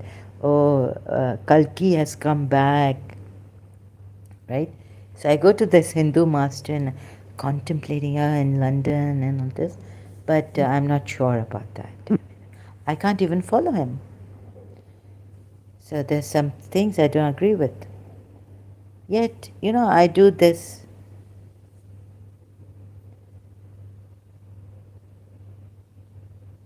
I do Qigong. I try everything now.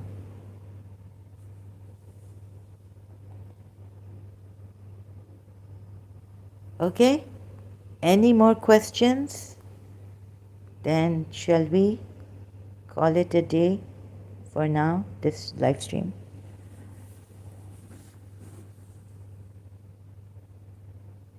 Only Allah is His messenger. Only Allah is messenger. You see, here if you say only Allah, then comes His messenger and those who believe. Then this is only them are. This is very good. I'm not saying it's bad.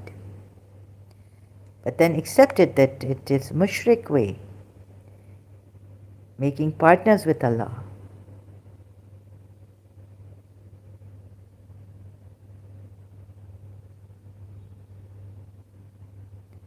The way you are told in Islam, oh God, it's turned around. You would not accept it that this is mushrikun way. We worship only one Allah, one Allah. This is the problem. And that in Surah Zumar, Allah says, what? It goes against what they were doing. So if your guardians are the messenger, you know what? You'll become like Shias if you realize the value of this Surah Medayat and the messenger. You will worship him. You will call on him. And the believer. You don't realize the complete meaning of this verse. It's like Surah Zumar ayat. Wait a minute. Here we are told in different words that they worship Surah Zumar ayat 3. Indeed, sincere devotion is due only to Allah. Oh, as for those who take other lords besides him, apart from him, saying. So the Shias will say, no, it's not apart. What we do is not apart, it's with Allah. The mushrik, unquestionably for Allah, let me see the words here, Arabic. Unquestionably for Allah is the religion, deen, the pure, and those who take besides him, yani apart from him, protectors, awliya. Now you say here it's apart from him, not with him. Protectors, not we worship them, they say, like not we worship them except that they bring us near to Allah. Qurbatan ilallah. God. So even if they worship, now you see what you are told. Another thing, worship Allah. I need eloquent person here. Another thing you're told, awliya, apart from Allah. But what you are told here is nearness to Allah. Seeking nearness to Allah. They don't want dunya, they want deen. Right? Seeking nearness to Allah. Indeed, Allah will judge between them in what they differ. And indeed, Allah does not guide the one who is a liar and disbeliever. Called a liar and disbeliever. I think it's using Allah to call them liars and disbelievers. They're worshipping. You know what is worship? I think when you worship something with your true being, but I'm wrong. Like, then that worship, that devotion to someone, even if that person is not true, but don't do it with Prophet Muhammad. Don't apply that with Prophet Muhammad. In some cases, Okay, this here I have a contradiction. I contradict myself. That if you worship some awliya apart from Allah, but you want to get to Allah. What kind of a logic is this here? So forget my contradiction. Just see the fallacy, logical fallacy here. Oh my God, someone you're going after, worshipping, not going after, sorry. The word here says worship. We worship, and they're seeking nearness to Allah. Huh?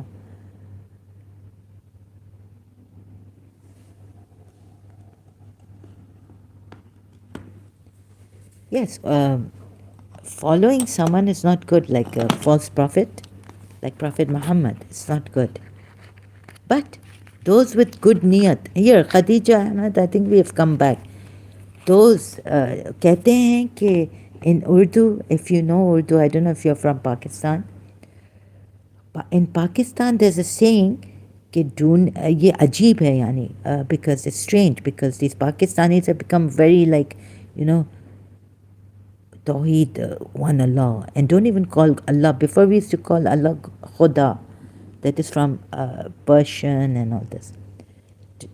Okay, now if you go, so ढूंढने को तो अल्लाह भी मिल, ढूंढने से तो अल्लाह भी मिल जाता है. There's a saying in Urdu. If you search, you can get Allah. You can find Allah. So your ibadat, nothing will go to waste, because you are a true person. You want peace. You thought Prophet Muhammad was, that.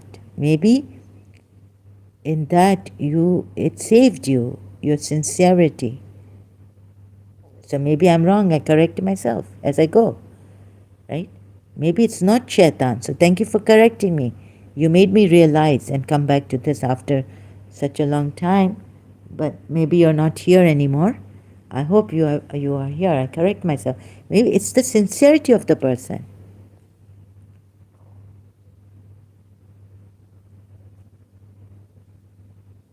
Your worship will never go to waste, however you may worship God.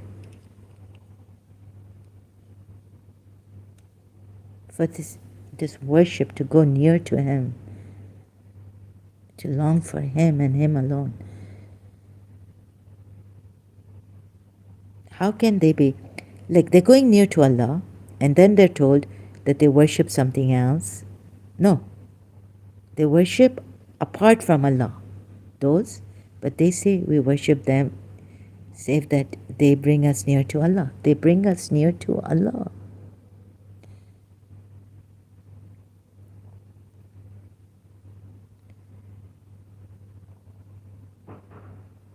How can you say they don't believe in Allah, or this is apart from Allah? Do you see the logical fallacy in this ayat? This part. Apart. Oh. So your logic is defeated, your intelligence is insulted, you are just parrots and mugging things up, and you have been filled with all this brainwashing nonsense. You can't think for yourselves, question Allah. You are made dumb like this, which really makes me angry, upset. How terrible. So what I find, whoever is helping me, please, I want to share that. Not because I want to show off. I just want to help out, right? Nothing will I get from showing off.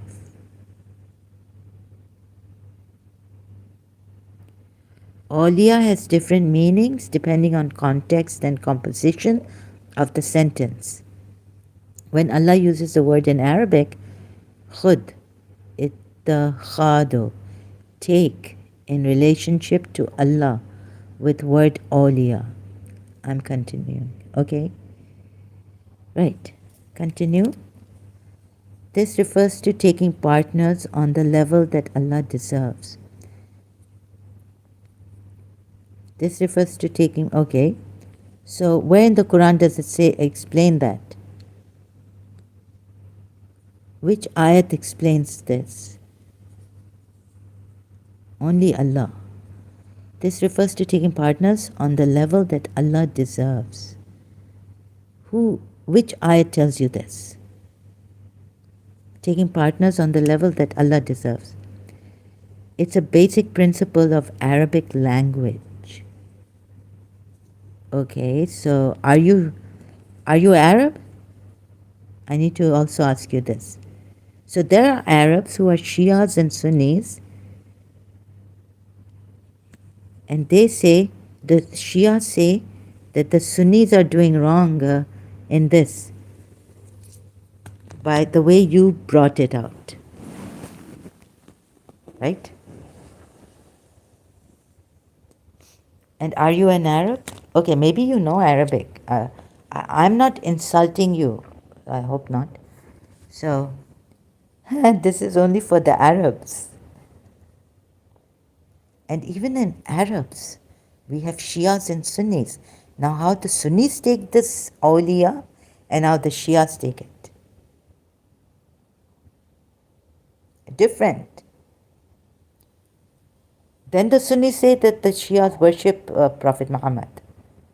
Some of them, like along with Allah.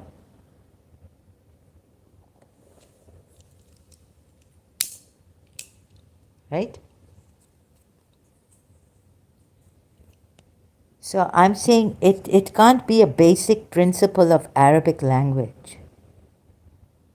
Because there were very great Iraqi, wait a minute, from Saudi Arabia, there was Imam Jafar Sadiq was a teacher of your school, Hanafiya, the Hanafiya school?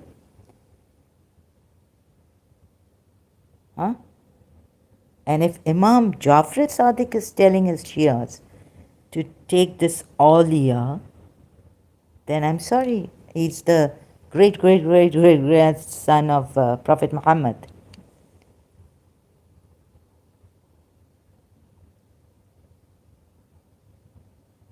How can you teach Imam Jafar Sadiq Arabic?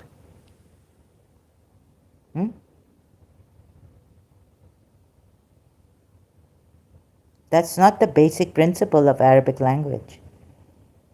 Khadija, Ahmad, I'm sorry. Imam Jafar Sadiq would not have explained it like this.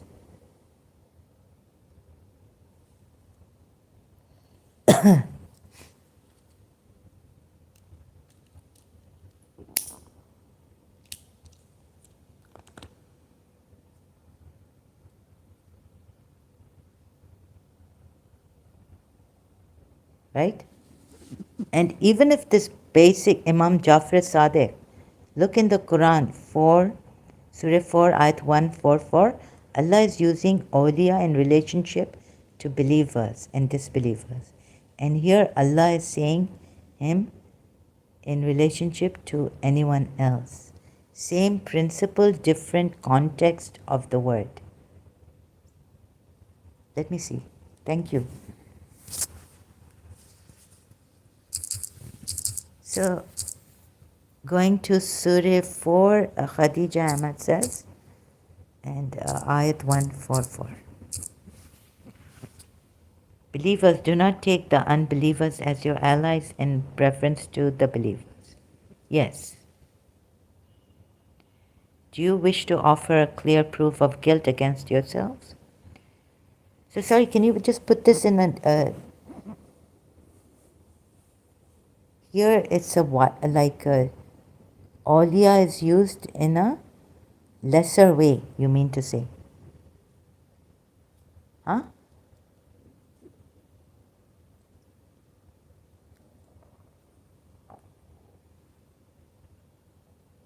Yes?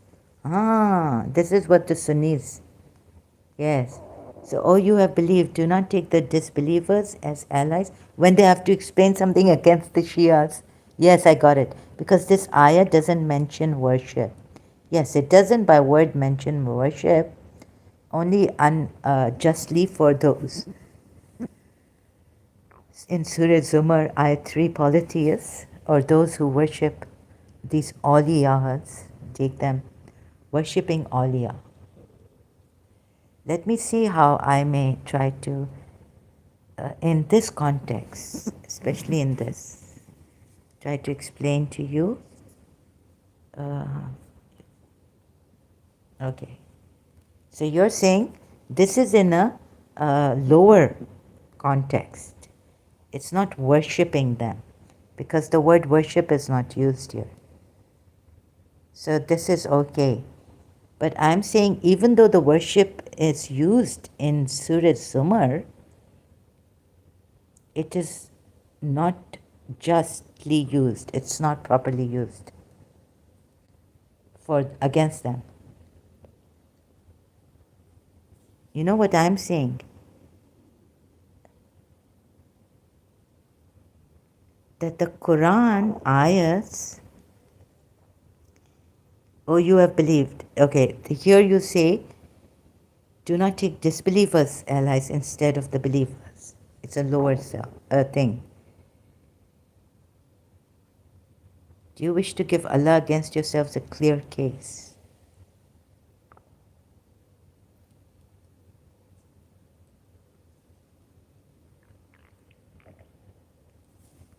But, you know, this whole thing is unjust.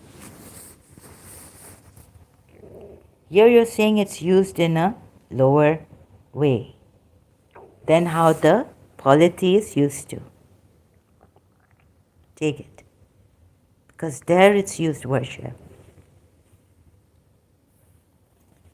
The polytheists did not divide their worship.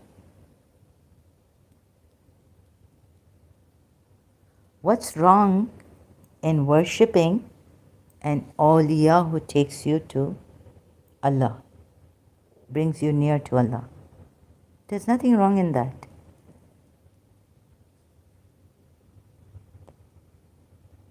Huh?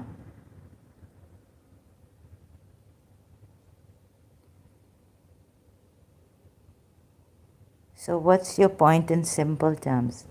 In simple terms is, and your proof? By seeing the contradictory statements in the Quran ayat. And my proof is from the Quran ayats. Mostly. Contradictions and all. Unjust against the polytheists. And taking one Allah, worship of one Allah, is just, how did I show it previously? Sorry.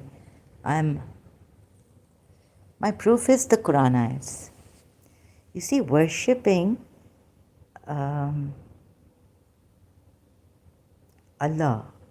How do you worship Allah? By knowing that He is one Allah? Just knowing? Ma'abado matab. Surah Fatiha, you see? Do you only call on Allah? Surah Fatiha. Or do you call on others also for help in life? Your mother who took care of you, who fed you, heard your cry. Do you think the polytheists didn't know that there was one God?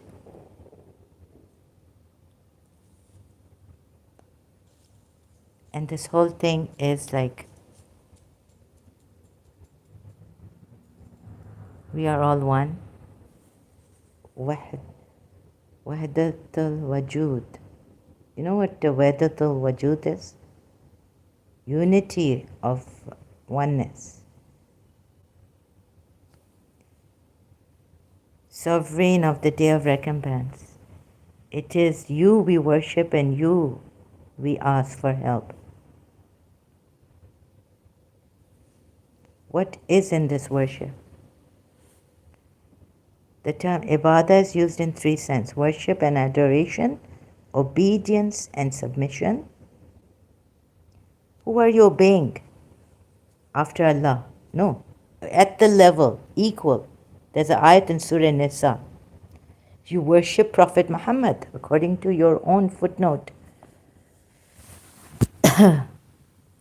Obedience is a part of worship, like I said. And so we've come here, right? Obedience and submission. And who were you asked to submit? Taslima fully to Prophet Muhammad and decisions he makes, gives you about your own disputes among you. So like that I come to the truth, seeing, proof, support, simple terms, but it's very difficult because the Quran has made it very difficult for me to prove. Seeping through like this. So obedience and submission, ibadah is used in three senses. Worship and adoration. Your own people are saying this. Obedience, second one is obedience and submission, and the third is service and subjection. In this particular context, the term carries all these meanings simultaneously. In other words, we say to God that we worship and adore Him. It is haram to worship the Prophet.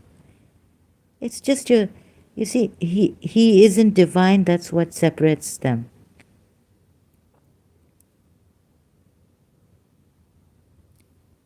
Divine. No, worship, come down. Look, I know you've been confused and so have I been confused in this religion. It implies, you see, obedience, worship implies, obedience implies worship. It's a part of worship. Please, you are, Surah Fat Ayat 9 says, wait, before coming to Surah Fat Ayat 9, let me show you. Who are you submitting to completely? Surah 4 Ayat 47 or 64? 46 or 64?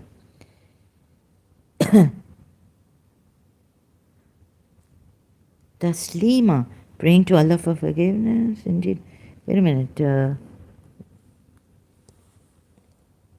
65, I think. Aren't you supposed to submit your will to Allah according to Surah Fatiha? Or Surah Fatiha, sorry.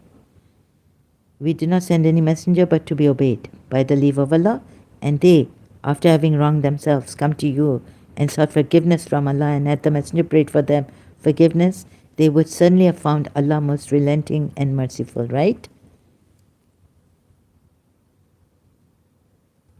And 65 says, but no, by your Lord, they will not truly believe. You can't be true believers until they make you, O Muhammad, meaning judge concerning that over which they dispute among themselves, and then find within themselves no discomfort from what you have judged, and submit in full submission. Taslima. Yusallimu. Taslima. Who are you submitting to other than Allah? Prophet Muhammad in this case. Divinity will come later. First, ibadah ko dekho. See what contains, what worship contains. First, see what worship contains. This is where all you Muslims have been deceived and blindfolded and brainwashed. Right. Another thing is, when you see the Surah Fatiha notes, obedience is a part of worship. Surah Nisa ayat, again, Surah Nisa ayat 90 or 80 says, whoever obeys the messenger has truly obeyed Allah. If you don't obey the messenger, you have not obeyed Allah. But that doesn't give us right to worship them. But right to worship them, if we didn't have to obey the Prophet, that would be a fallacy. No, it wouldn't be a fallacy. You're going to fallacy somewhere else. But here, you just, please, pay attention to the word worship.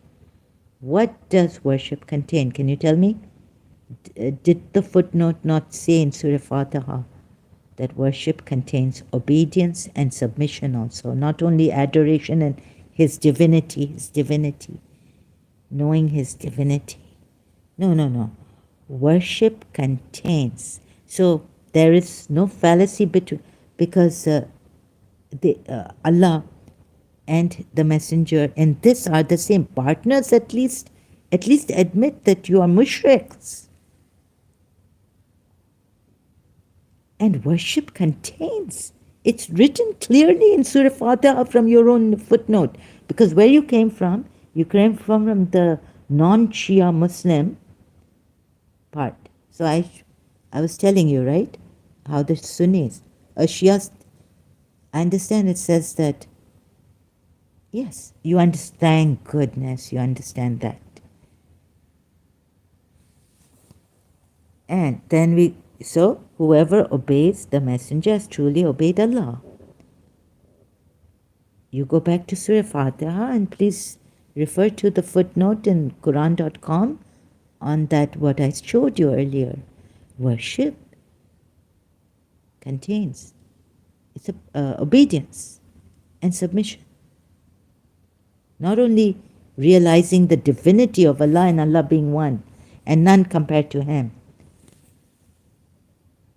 Obedience doesn't necessarily here it does, because it's religion. Here it does.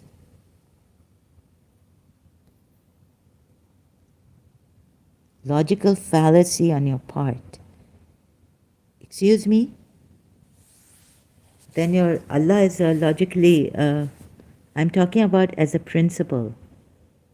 What principle? As a practice, right? You would practice it, you would just, principle is brought into practice. When a principle is brought into practice, it's obedience, it's worship. It's a form of worship. Not just, if you leave it as a principle and not practice it, what's the use of that principle?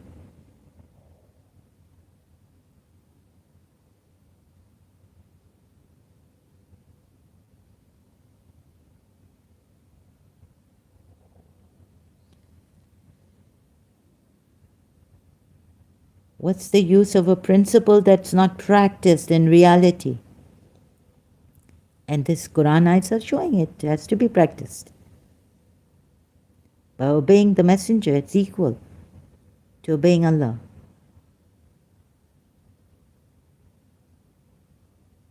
And this contains a part of worship. So it goes without saying, it's implied that you are worshipping Prophet Muhammad. And also in Surah Fat, ayat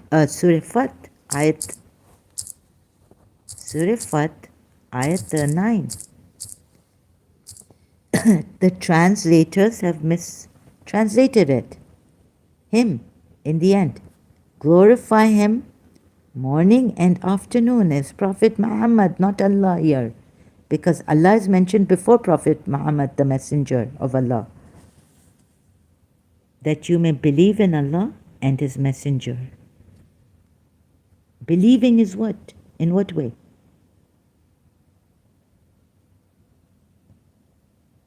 Believing is also worship, right?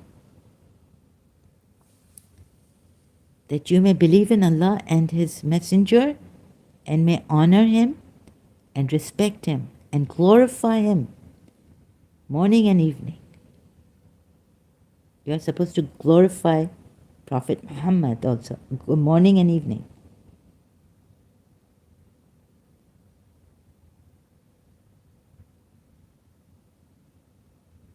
And shall I show you Surah Takwir, glorifying Him here. Can you see this? You say that I must obey the Prophet, therefore I'm somehow worshipping him.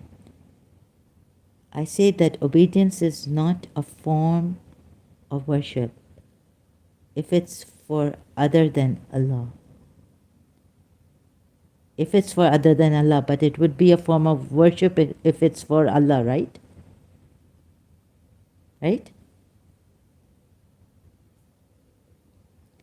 So, obedience, yes?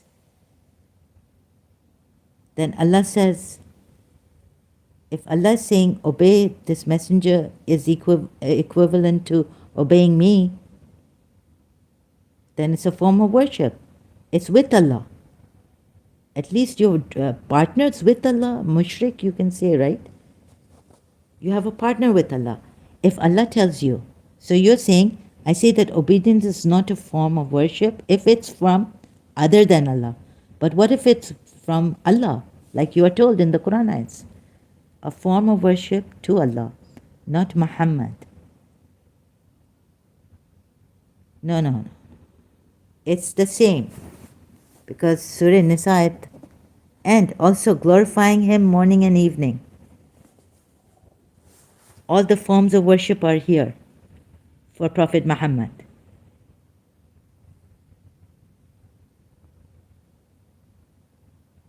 So just in principle that not to, yeah, that is deception. You've been brainwashed. I'm sorry to say this.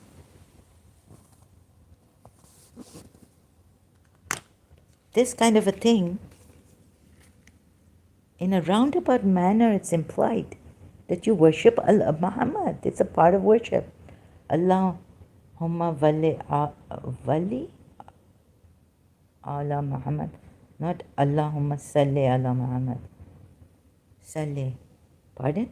Allah says in the Quran ayat that I sent sallu, salli, autocorrect. Laughing out loud. No, it doesn't say Allahumma wali ala Muhammad. It also, if it says that, then it also says salli, sallu, salli. Allah and the angels send or pray or something, I don't know. Ask from Prophet Muhammad. Yeah, that ayat also. But please, let's not make it very difficult. Allah on ilah, two big difference. Where? Allah. Baba, where are you going? I'm sorry, I'm not that, like, can you make it easy for me to explain? Because I have some impediments. Sorry, I didn't get you. Allah on ilah.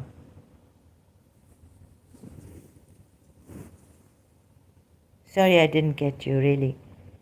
I'm not trying to escape. Can you explain, please, if you don't mind? See, Allah, Allah, okay, that I can't, you can listen to the Dr. David Wood and Muhammad Hijab debate on that verse. But here we have worship. I took you from Surah Fatiha, footnote, only on Allah, only Thee do we worship. So the parts in worship are obedience to Allah. You need to listen to Allah. Whatever Muhammad gives you, take it. Whatever Allah and Muhammad decide for you, you have no option in that. Your will is arrested. This is a part of worship. In other words, the messenger of Allah at least is a partner with Allah. You did not throw Allah through.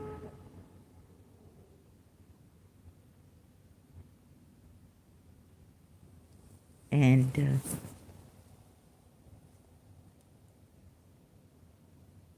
this worship that you have understood, your Islam or your elders, religious scholars and all, have made you understand by saying, oh, this Arabic word is like this, it doesn't mean. It's all like on the surface. Go deep and see, contemplate. And, know that it actually means, it's implied worship to Muhammad also, or partner with Allah, not in his divinity, but there's another partner with Allah in his divinity, at least in his power. In Surah Takwir ayat. Can I show you? Would you care to see this and contemplate on this before you make any judgments of your own or from your religious scholars? Please have a look at this directly, right? That indeed it is a word, although translations differ. Okay. Allah sends prayers too. We're talking about worship, not on this point where some Christian critics say Allah prays to Prophet Muhammad and the angels. The angels, Allah and the angels pray to Prophet Muhammad. Okay? Please come here. Even the translations are different. Like Sahih International says that they put brackets to say, because it says, indeed, it is surely a word of a messenger noble. The Quran says that Allah, there's an ayat which says this is the word of Allah. Now it's saying it's the word of the messenger. But they try to fix this ayat by saying, putting brackets and all, conveyed by the messenger. The Quran, Arabic word doesn't say conveyed. It says surely a word. Another thing is, and so this noble messenger, i.e. Gabriel, whoever he is, then we come to ayat 20. I think the neighbors are knocking, or maybe for me to, so I'll talk softly.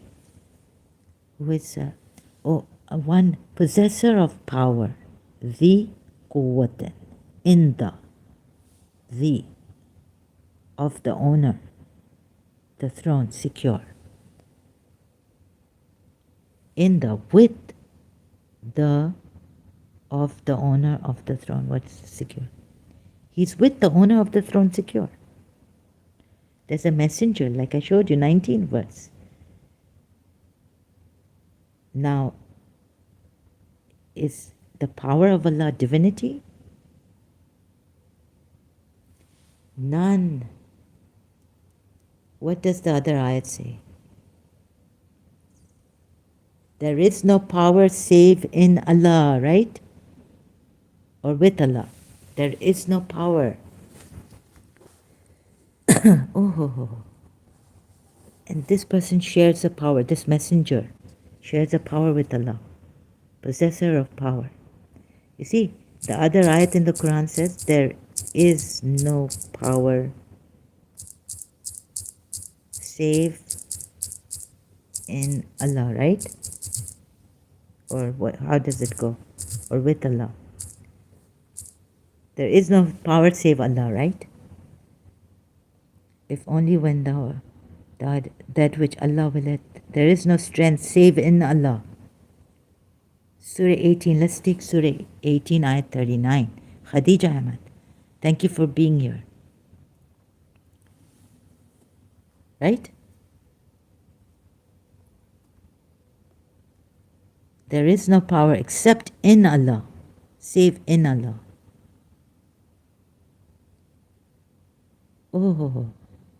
And there's a partner with Allah then, because he's a possessor of power.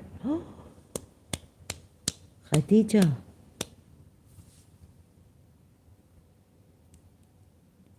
What is this? This is Surah Qaf ayat 39.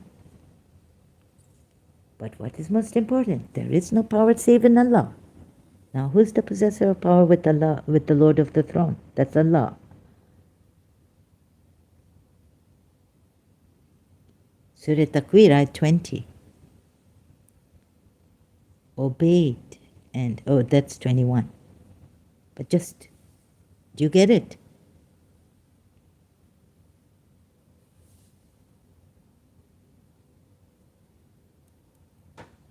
Huh?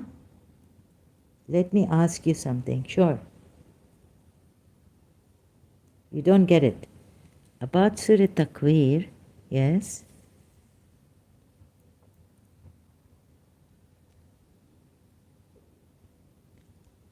What about Surah Takwir?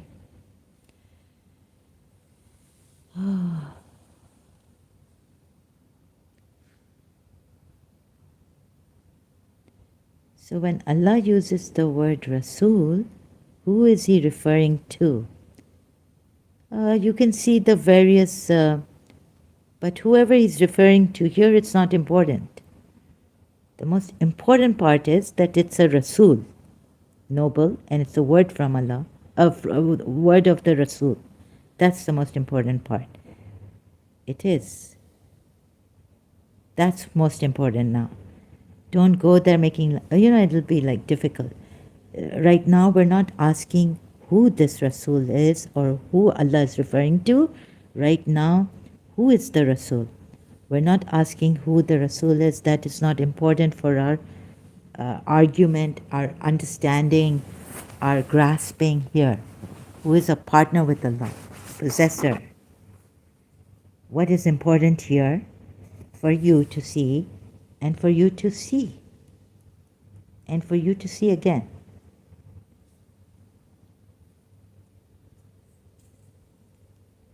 How can you make such claim if you can't even tell who the messenger is? I can make a claim like this because the Quran also doesn't tell you who the messenger is. He just says he's noble. Right? So I'm going with the Quran ayats. Only the footnotes and the tafsirs will explain to you Islamic footnotes and tafsirs. The Quran says he's a messenger. What can I do? I didn't make up this ayat. I didn't put the messenger there. Why are you asking me about that? But the Quran ayat itself, this is not a hadith. This is a Quran ayat, Surah Takwir. I'm just telling you what the Quran ayat is saying.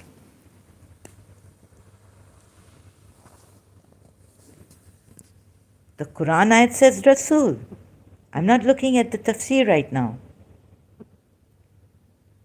Because you are implying that I didn't imply anything and you're jumping to conclusions.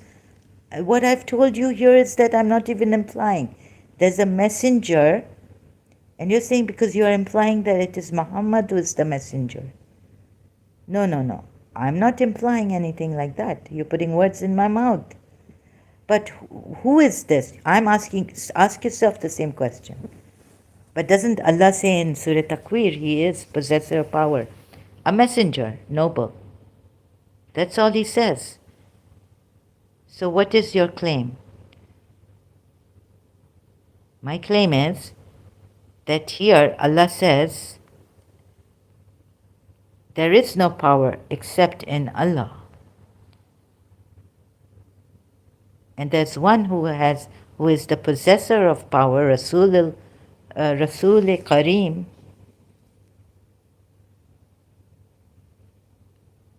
with the Lord of the throne. What I'm saying is, that's partnership, right? Mushriq.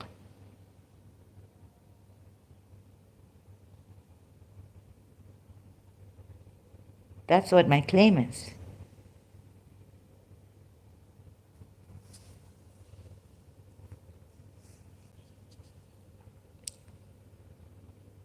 About that ayat.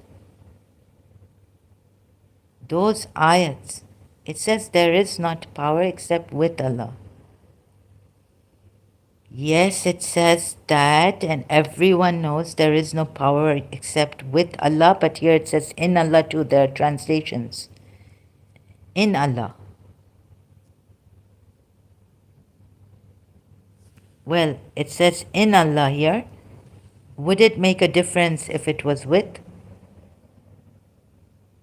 Khadija, sister, would it make, I don't know if you can take me as a sister. Sorry, according to your religion, I'm an apostate. And that's really bad. Allah doesn't like that. Punishment. Stern, be stern. Allah does give power to whom He pleases, right? And with Him.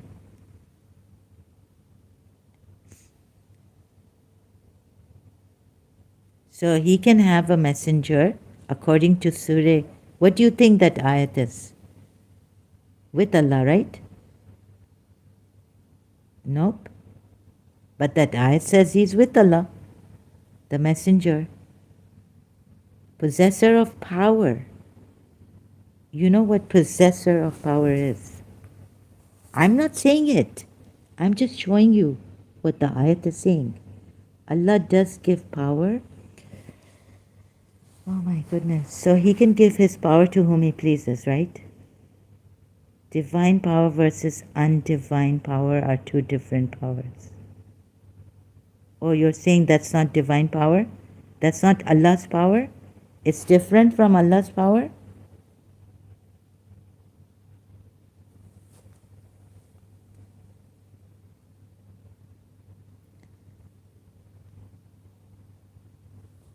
Are you saying that this is undivine power, but he's with Allah?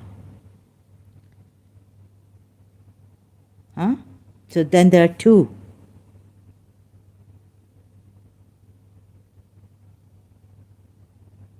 A messenger who is a possessor of power with the Lord. He's the divine, he made the concept of undivine power. Where does it say that? Where does it say that in the Quran? Divine power, where does it distinguish? In the Quran ayats, can you show me?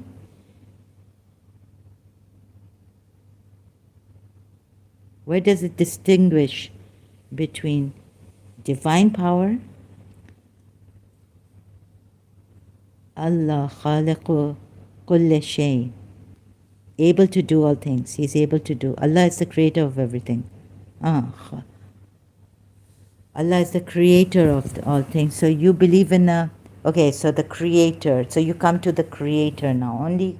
But power, another person, that doesn't mean if he is the creator, that's it.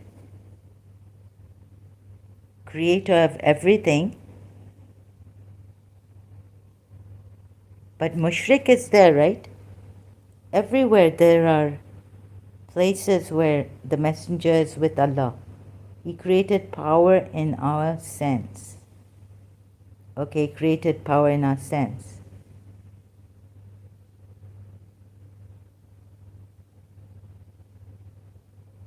But he also says, do not take partners with Allah, right? Quran ayat. It is unforgivable sin. Do not take partners with Allah.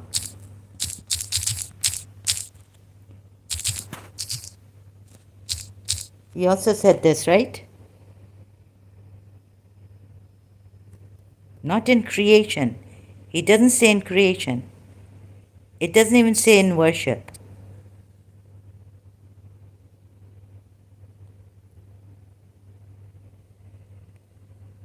You keep missing the main point too.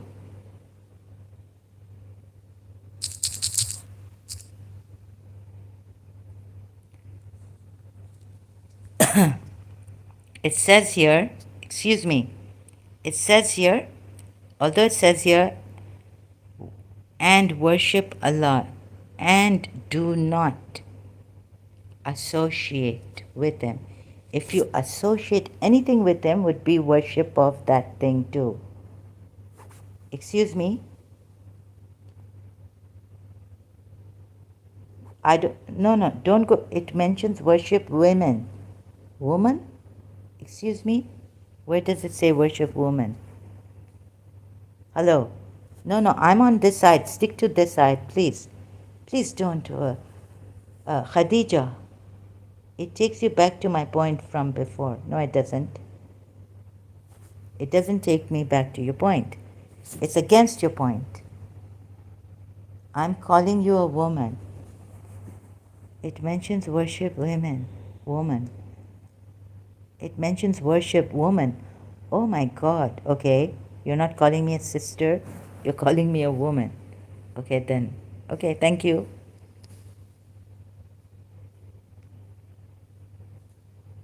You see, that's the difference. You have no respect for other people in humanity. for disbelievers or apostates. We have all of humanity in us. And your Allah has taught you there's no humanity in this, only for the believers and respect for the believers.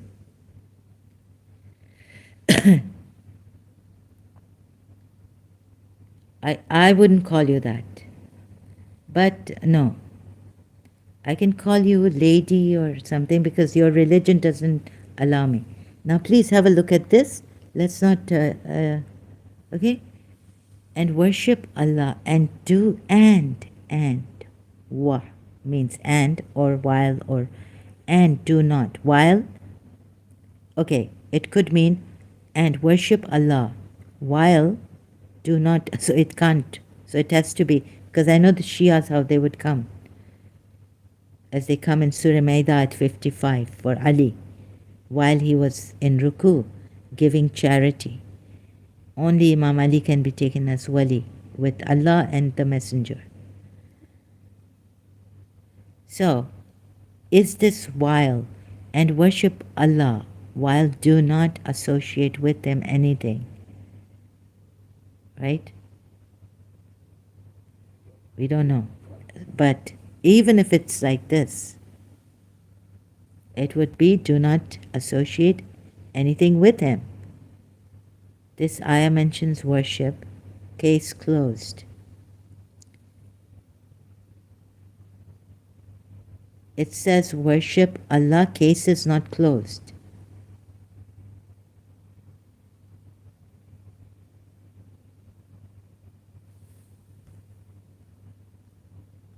For you it may be closed, for me it's not closed. Worship Allah and associate nothing with Him, and do to parents do good, and to relatives, orphans, the needy and near, okay, the traveler and those whom your right hands possess. Indeed, Allah does not like those who are self-deluding and boastful. Another ayat. Okay, in this one it says and worship Allah and do not associate. Associating nothing with Him in worship, obviously. Okay, let me. Now again, you see, what is worship?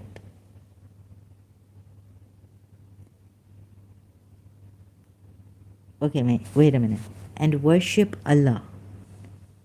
You don't even know you're worshipping the Messenger, because obedience is a part of worship.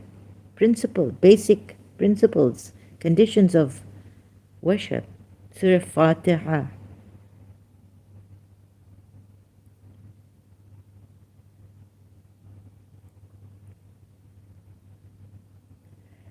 No, it doesn't say. It says and worship Allah and.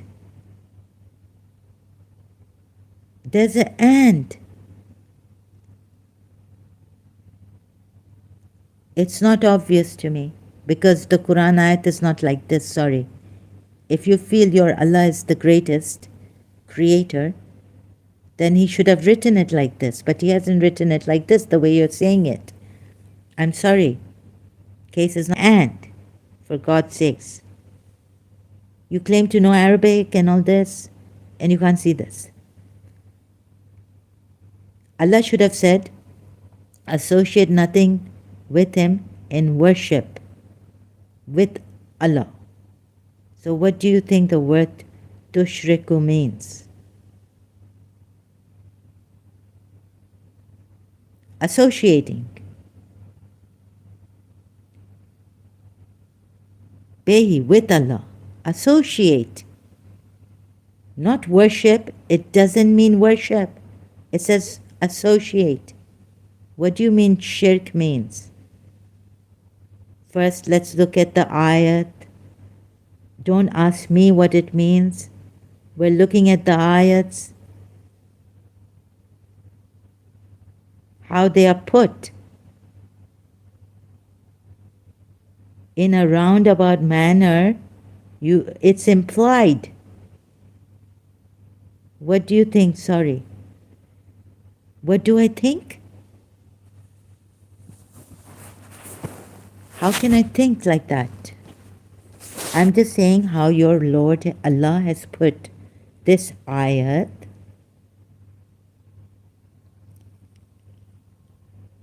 and worship Allah and do not associate with them. Two different. Although it would mean if you associate, this could also mean if you associate anyone with Allah, you are worshipping them. You are worshipping them, right? If you associate anyone with Allah, you are worshipping them. Allah Himself associates that messenger with Him in power, possessor of power.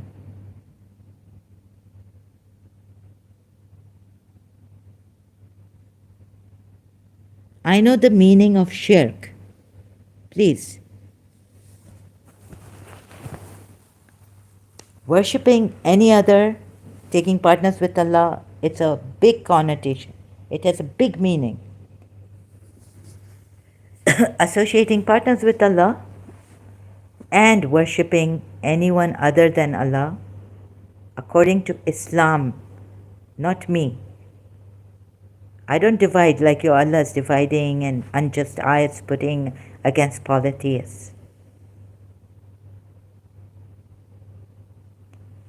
It's all over the place about these ayats associate Allah, obey Allah and obey the messenger is worship of Allah. He's given you methods, right, to worship Him. If obedience didn't come in worship, what is it? No. You know what it is? Or I know what it is.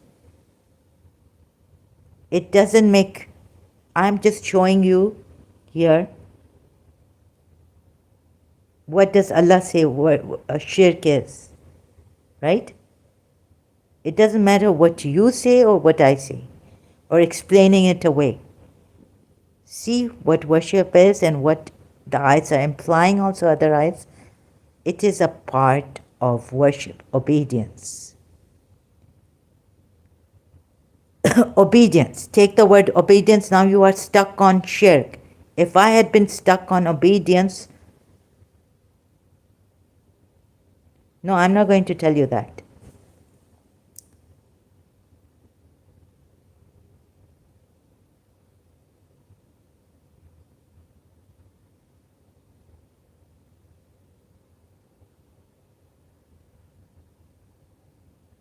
I don't know where you're going, really. Meaning of shirk. You're giving me a lot of problems now. I've had enough with you. You're just not seeing it. You don't want to see it. Please don't blame other people for worshipping, having partners with Allah.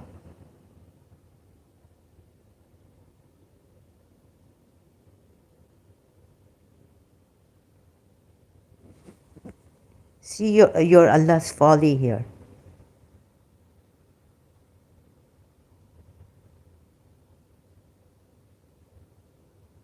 You don't want to see the contradictions in the Quran ayats, you don't. So I stuck here. Keep ignoring my points. The present tense verb version. Now you're showing off your English.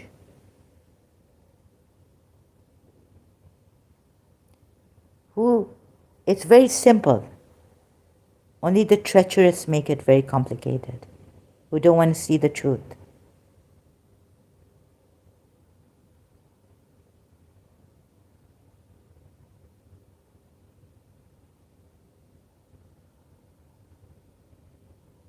Oh, okay, you're trying to explain the word shirk, but why are you asking me?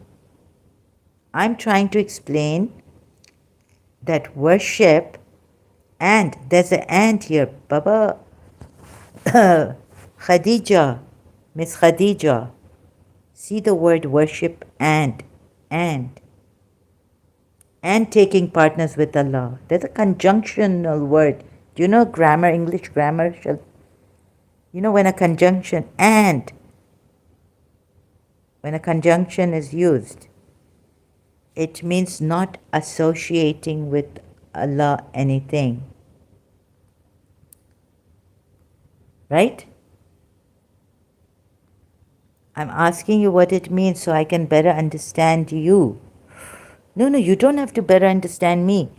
I'm asking you not to understand. Understand the ayat, what the ayat means. Not me. I'm not that important. Worship means not associating anyone with Allah or anything with Allah. Also,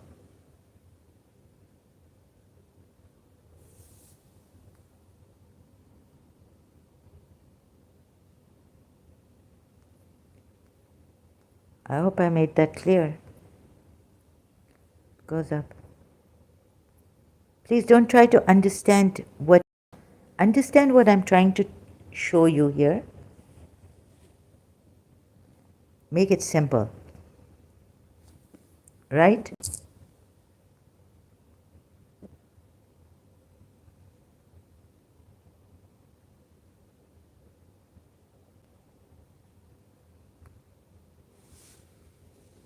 What is worship? I told you what worship is because I showed you. I didn't tell you. That is a condition of worship.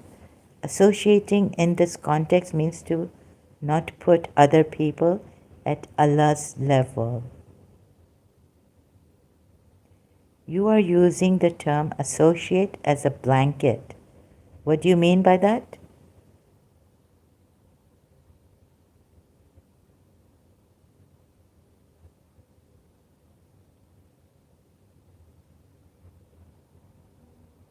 It means,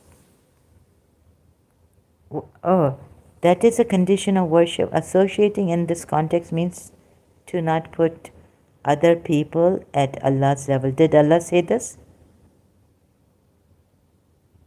Okay, not put people at Allah's level. Right? You are applying one meaning of the word to all instances where the word is used. Okay, what else am I doing? You're going to correct me? Show me.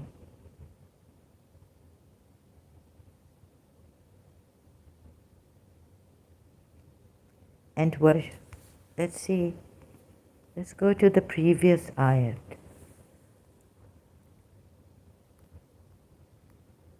If you fear a breach between them twain, appoint two arbiters,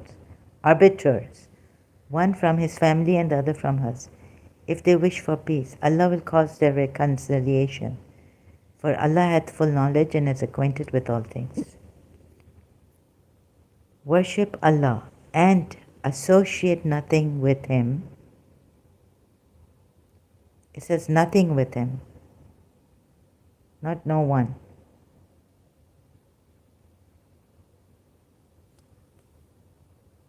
This is ascribe no partners to Him. This is better. What does it actually say here? And do not associate with them anything, shayan, it says, not no one. It says anything. You are applying one meaning. It doesn't say anyone here. And human beings are not shay, anything. Okay. Let me see another ayat. Okay. It is do not associate partners with Allah. It is an unforgivable sin. Let's seek that ayat out.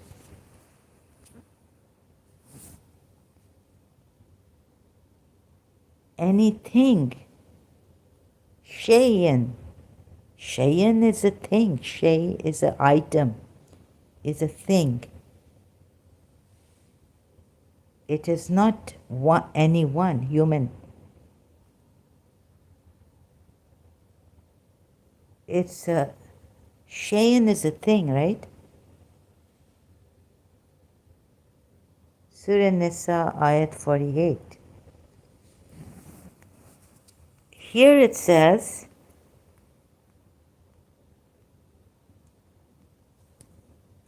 Surah Nisa, ayat 48.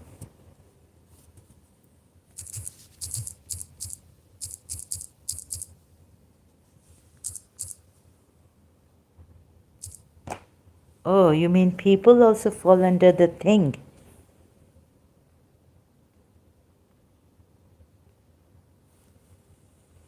I didn't know that. Indeed, Allah does not forgive association with Him. What about this ayat? Surah Nisa, ayat 48. Again, Allah is saying, indeed, Allah does not forgive association with Him, but He forgives what is less than that for whom He wills. And he who associates others with Allah has certainly fabricated a tremendous sin. Here there's no mention of worship. In this ayat,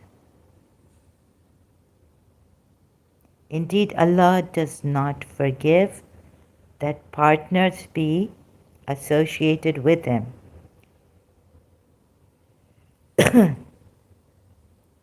You see,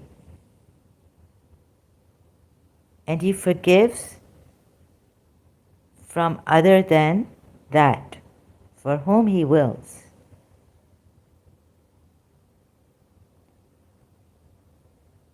And whoever associates partners with Allah, it's about associating partners with Allah only, this ayat.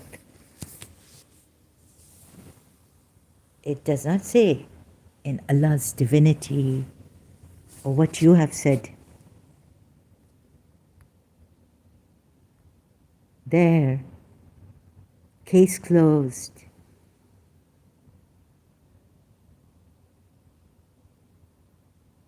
Worship in associating with Allah, anything.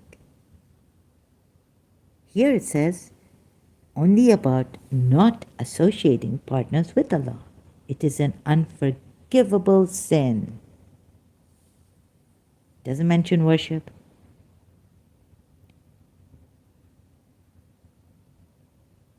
How? Just associating partners with Allah. Unforgivable sin.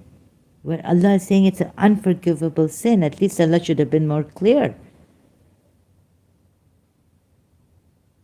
Very clear, most clear. Now you see it.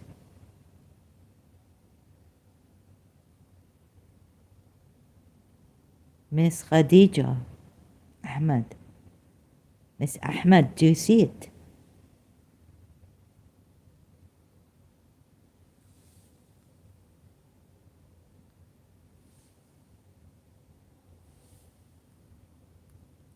Indeed, Allah does not forgive that partners be associated with Him.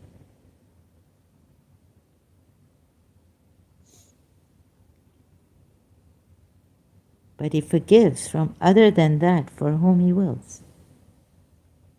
And whoever associates partners with Allah, then surely he has fabricated a sin. Tremendous. Azim.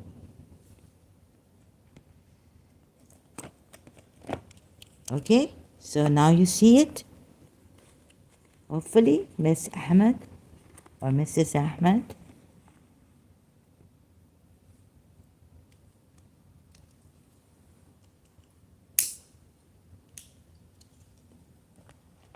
Sorry, now I have to take a break, and it's very late.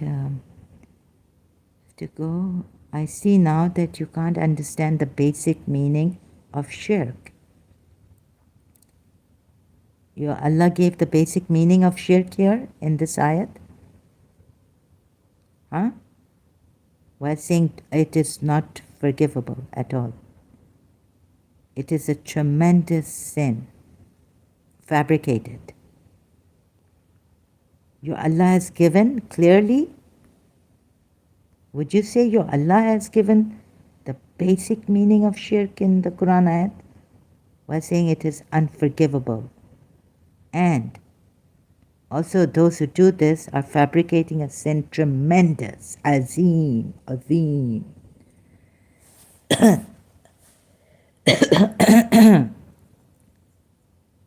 It's just saying associating partners with Allah. It's a wide connotation, wide meaning. You don't take into account the whole principle of shirk in the Quran. Where does it say what is the whole principle of shirk in the Quran ayat? Give me one Quran ayat.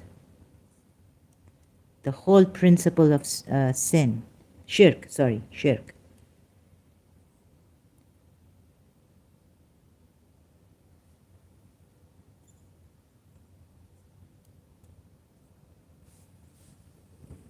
But here he hasn't. Here he's not clear. I thought you had to go, laughing out loud.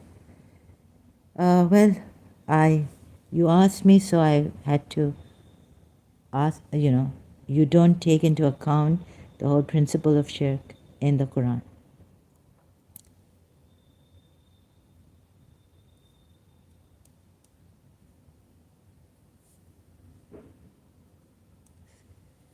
Oh my goodness. But your Allah should have put it in this ayat, right?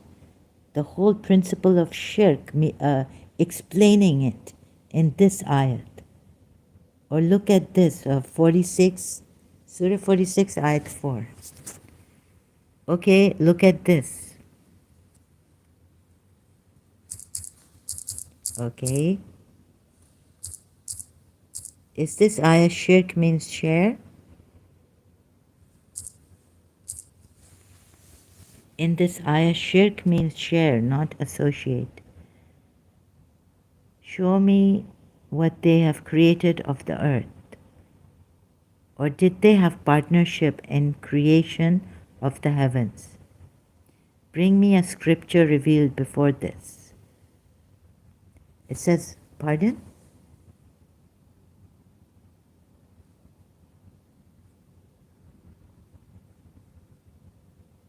It says, say, do you see what you call besides Allah? Show me what they have created. They've created idols. That's what they've created. And Allah can see it. And you can see it because the person is not Allah. But the person is the messenger of Allah saying, right? Show me. They're showing you idols. Read the whole ayah. Yes, I'm reading the whole ayah. Please. I have to closely examine. Show me what they have created of the earth. Oh, yes, sorry, I stand corrected here.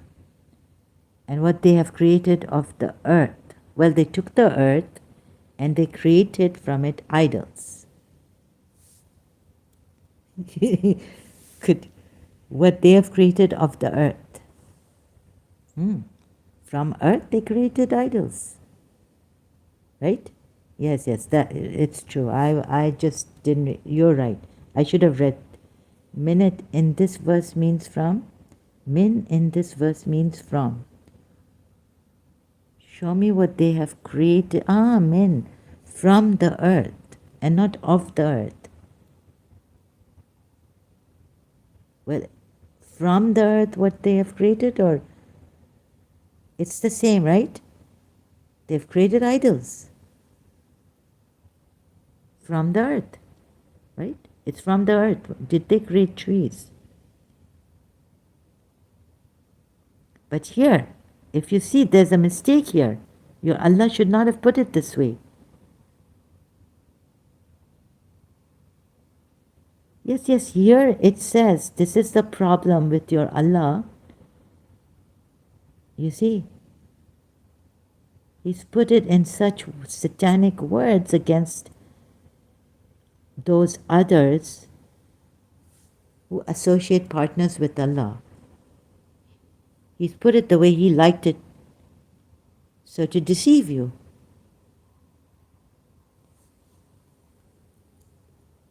Here, but there, you don't even see that. So I'm sorry, did they create grass? No, the associate partners. Okay, here it says, yes. Okay, I'll read the whole verse, okay? Say, do you see what you call besides Allah? Meaning what you call besides Allah. Show me what they have created, right, of the earth, or for them is any share, shirkun, in the heavens. Bring me a book. It also says bring me a book with this. Have they a share in the heavens? You know who has a share in the heavens? Mu'min. Mu'min inherit paradise. You have a share in paradise. Surah Mu'minun. Not only Prophet Muhammad. Where is it? So by saying that, by exploiting the Creator, but look at this. You believers inherit paradise. You have a share in paradise. You inherit paradise. What share in paradise?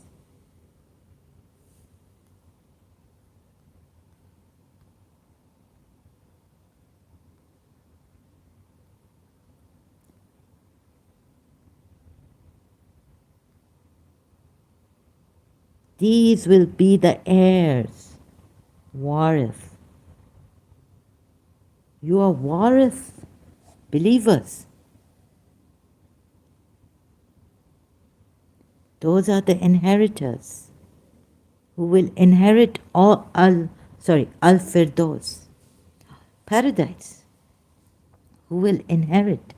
Of course you have a share in paradise, believers. You will inherit paradise.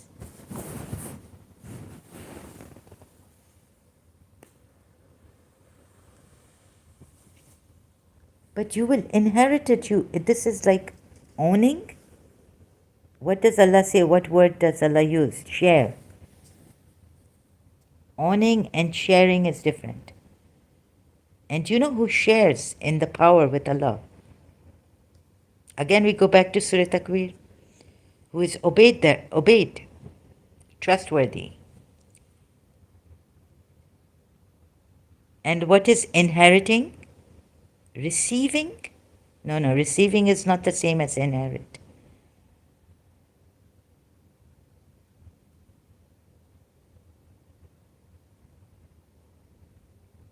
Owning isn't the same.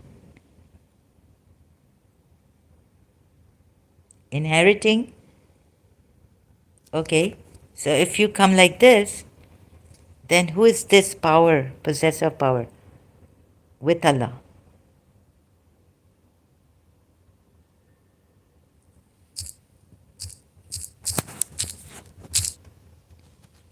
Your Allah has played with words. I'm sorry. And He's been unjust to the polytheists. Okay, I want you to search up the definition of inherit. I know inherit. It's receiving a gift, right? Inheriting. Okay. You want to be like this, play with words, and you don't see this is a partner with Allah. So owning paradise, a share in paradise, having a share in paradise given to the, by whom? Given to them by whom? Having a share in paradise given to them by whom? It's just a share in paradise, right?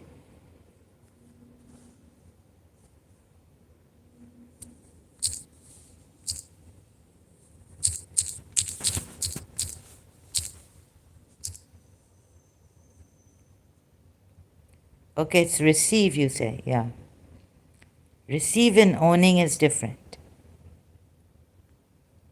You're right. Okay, what else?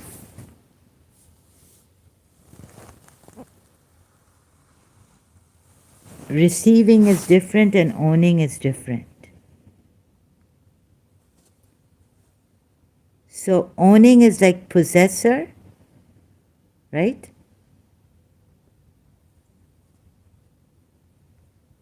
What is a possessor?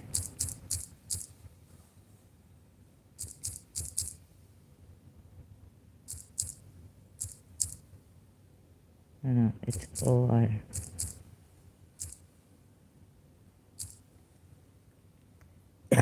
Oh, goodness. What am I doing?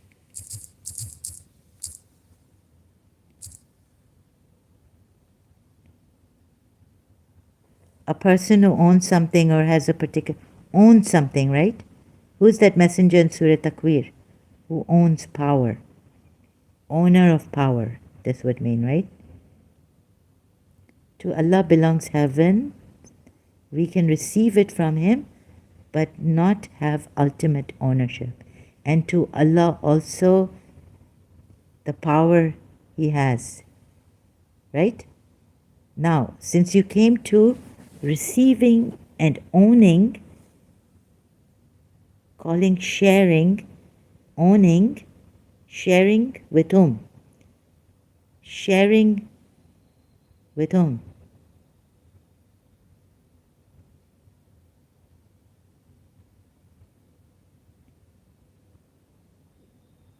Who is the owner of this power? A messenger with the Lord of the throne. Owner of power. With the Lord of the throne. It's not below the Lord of the throne. It's with. Owner of power. There he owns power. With the Lord of the throne. With Allah. Surah Takwir ayat 20. Here he owns power. Where are you deriving this from? Surah Takwir ayat 20.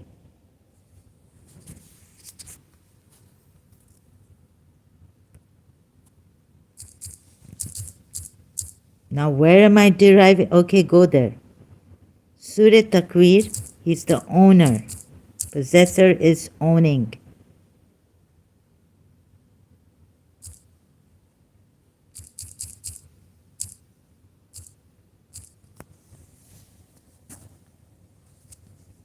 With.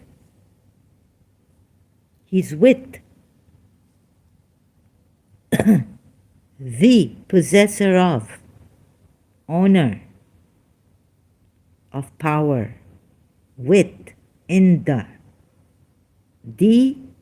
power. Quwwatan. Owner of power. Huh?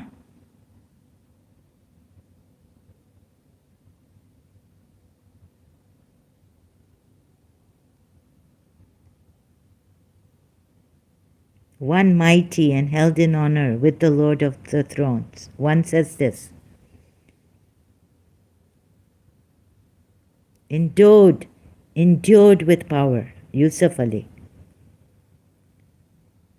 The possessor of power, it says, word by word.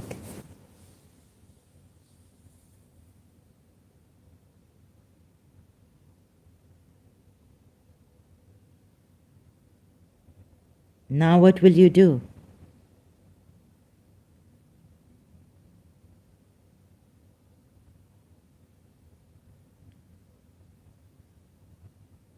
the possessor of power, quwwatan.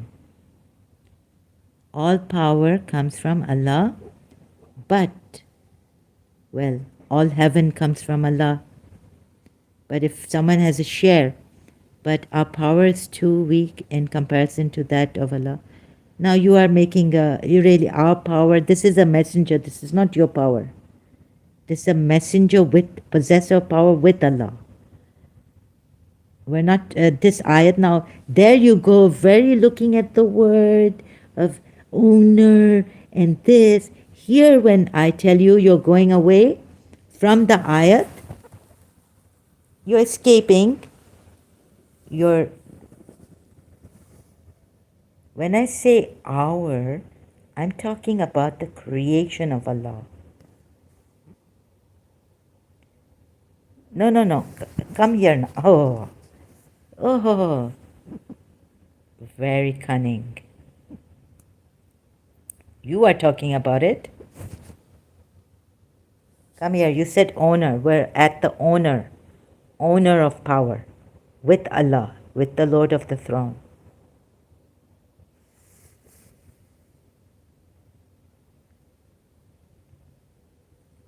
Are you after the truth, or are you after defending Islam no matter what, even if it's a false religion? Because then you're wasting my time here. And you're a biggest liar. You just want to refute for the sake of argument. You are a covert narcissist. Then I cannot help a covert narcissist. Sorry. Then you'll have to leave. Don't waste my time and your time. Does power in this verse have the word al or the? Whatever it has the possessor of power. Owner.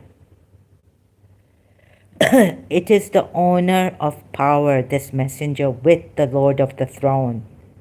Now, if you are after the truth or not, or you just want to al and this, where does it is power? Al power ho ya whatever. If it's not the power, it's power, possessor, owner of power. It's and also with the Lord of the throne. Please see this. With. It's equal, on equal footing with the Lord of the throne. It's on equal footing. I can see your English.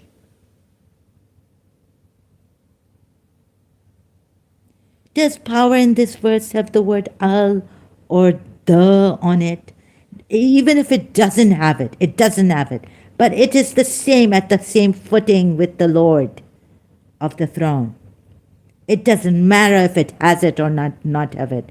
You came to power, possessor of power, possessor.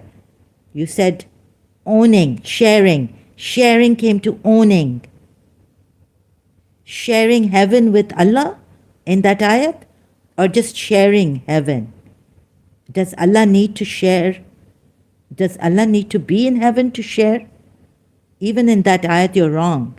This is what happens when you don't understand Arabic. Al-Quwa is the complete form of power. Yes, but part of it, he's a possessor. We don't know complete. Yes. Okay. I don't understand Arabic, you're right. What else? Al-Quwa is a complete form of power. But this power, possessor of power, is with Allah. There's association also. On equal footings with Allah, the throne, the owner of the throne. On equal footings.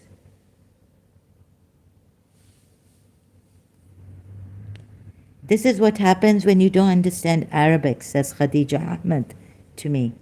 Al-Quwa is a complete form of power. Quwa is just a limited power. I know you're playing with Arabic. You're just playing with words. Even if you know Arabic, go to previous ayah. When Allah says with the owner of the throne, He's talking about the word that is sent. with the messenger.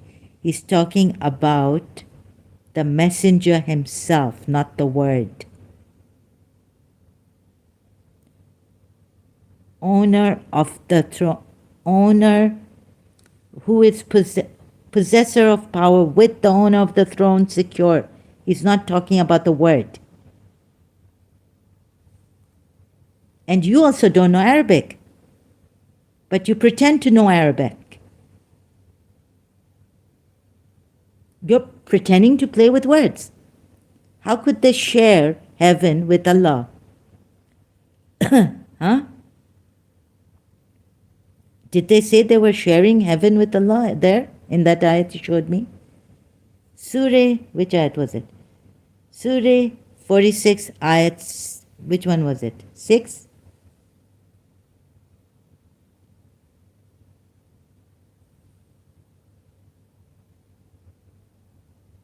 Surah 46 ayat 6.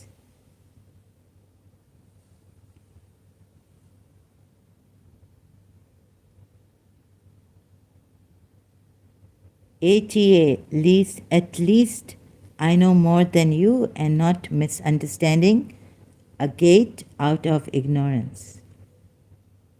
Ayat, what's that? I'm sorry, I didn't get you. No, you're playing with words. You're being very clever. You don't know Arabic. And if you know Arabic, even the Pakistanis know Arabic, right? Do you know the meaning of nikah? And the Quran is only for the Arabs, not the Pakistanis. So even if you know Arabic, you've learned it. It's not your mother tongue. This Quran is only for those who knew Arabic, who Arabic was their mother tongue. It was brought for them, not for anyone whose mother tongue was not Arabic and who learned it later. For your information, another point. So you may claim to know Arabic, but you're playing with words also. And this Quran was not for you. So I know your ignorance about this Quran ayat.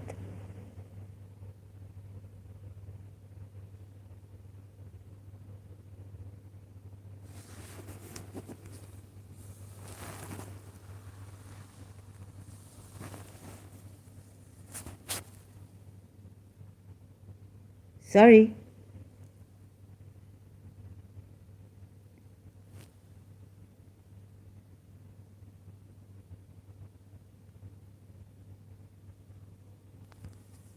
So don't try to deceive and fool me.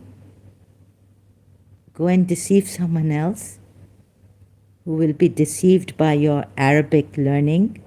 Keep distracting from the point. No, I'm on the point because you blamed me for ignorance, not understanding. There are other ayats. This is not a distraction. You've distracted me, and you are a very clever person. You understand? But you will not. I don't go around deceiving people, changing the meanings of the words here and there, right? Slightly. Keep distracting from the point to whoever is watching the stream. Oh, and keep deceiving your people, your children. Shame on you. Including Zahra.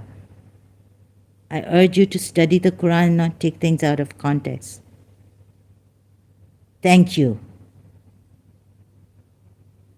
I have found enough contradictions in the Quran to not keep away from this Quran. You know the meaning of nikah. Okay, were you born in Pakistan or somewhere else? No. I have to distract you because you are very clever. And the only way with you and Prophet Muhammad, who uses exploiting the Creator Allah to tell them to show me Allah. Show me Allah, the Creator. And then saying, revealed, show me where. Well, Ahle Kitab showed him. The scriptures revealed to them. You tried to mention nikah, yes. Okay, don't. I'm going on here with my thing. I'm not like you, deceiving people. You're very clever. I need to expose your cleverness. You see? No. You show me your creator then. Show me your creator. This one is a possessor. You use the word owner in that ayat. Surah, which one is it here? Hafiz-e-Quran. Sharam nahi aati. I mean, you are shameless. 46:4. Surah 46:4. I can speak a lot on this ayat. If you would, not with your cunningness, right? Distract me.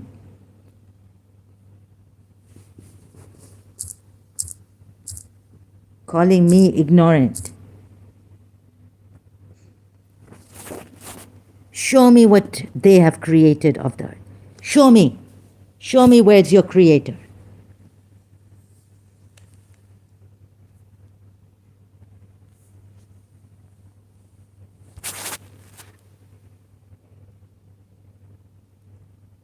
Sorry, I'm not clever. I'm just calling out your lack of understanding.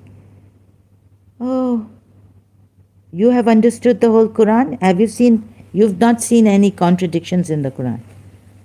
I'm sorry if I offended you. You've taken my time and you're not. This is irrelevant to this verse. No. It is very relevant. There are contradictions in the Quran ayats. I don't want you to use, because I'm going to get dishonesty I don't like. So, okay. What? Show me your Allah, the creator. Say, oh Muhammad, have you considered that which you invoke besides Allah? Show me what they have created of the earth. Okay. Or did they have partnership in the heavens? Creation of the heavens? They put brackets here. I've seen your ignorance in other ayats and your mistranslations. Why do you not speak about them? And you point to my mistake only. My ignorance in other shirk and this, and you're pointing. Why do you not see your ignorance in seeing the contradictions in the ayats? It's very relevant. Very relevant. Because you said I'm ignorant of the Quran and I should study the Quran. I urge you to study the Quran. So this verse, you meant I'm ignorant of the whole Quran. Distracting from the point. And whoever is watching the stream, including Zahra, yani myself, I urge you to study the Quran. You said you urge me to study the Quran and not take things out of context. Now you're saying that is irrelevant to this verse. When I said something, you're going to another way, you come another way. I addressed your points. No, you didn't. I didn't get satisfactory answers at all.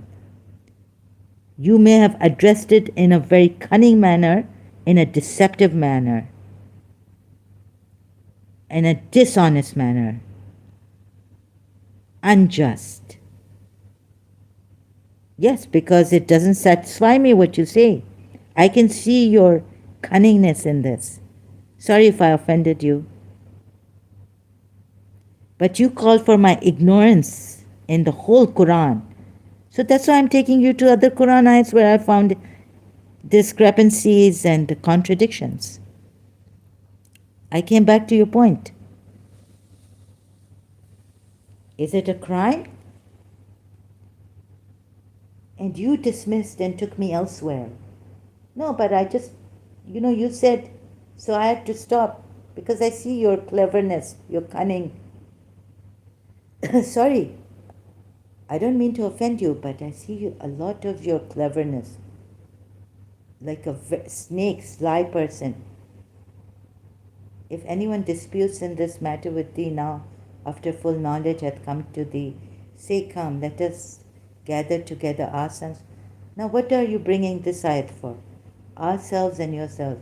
Then let us earnestly pray and invoke the curse of Allah on those who lie. Are you a Shia?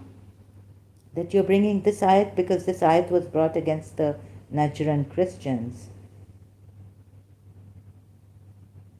Yes, and I can see the curse is on Prophet Muhammad, Imam Ali, Bibi Fatma al-Zahra, and Hassan and Hussein, his grandsons, which are called his sons.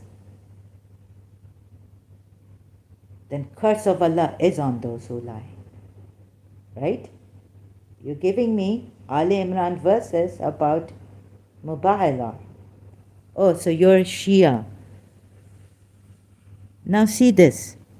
Say, O Muhammad, have you considered that which you invoke besides Allah? Besides Allah you invoke. Show me what they have created of the earth. Okay, he's brought the Creator Allah in this verse.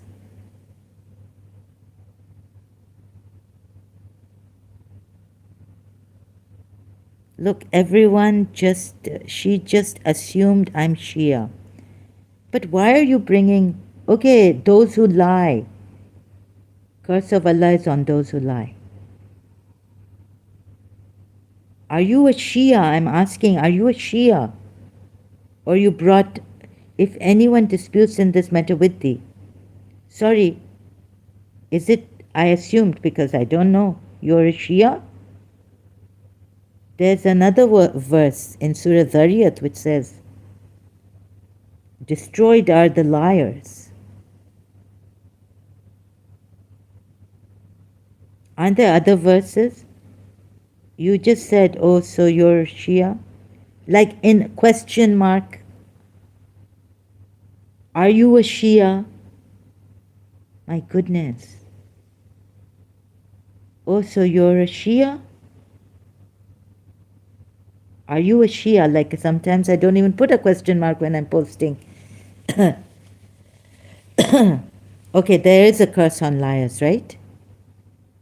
Now, your Allah brings the creator, as a creator himself, as a creator, telling them, ask them if who they invoke besides Allah. Is this just? First of all, look at this verse.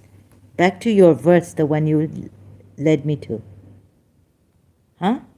Is this fair? Because even your creator cannot be shown. No one can see the creator, Allah. Right?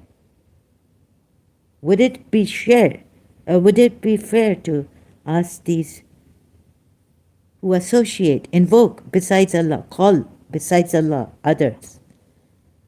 Calling besides Allah others, like they say, Ya Abu Sufyan, Ya Idol, Ya Manat. Okay, so the same way, you don't want me to assume you think I'm Shia. I'm sorry. Baba, it's not, I apologize greatly. But you challenged my ignorance on the whole Quran. So you're saying I don't know the Quran at all. And I'm ignorant. That is shirk. What is shirk? No, but it's not right. The point is that when you can't see Allah, okay, so the same way you don't want me to assume you think I'm Shia. Oh my goodness. I apologize, for goodness sakes. I was like, oh, so are you a Shia? Out of context. Don't take the Quran out of context. Oh my goodness.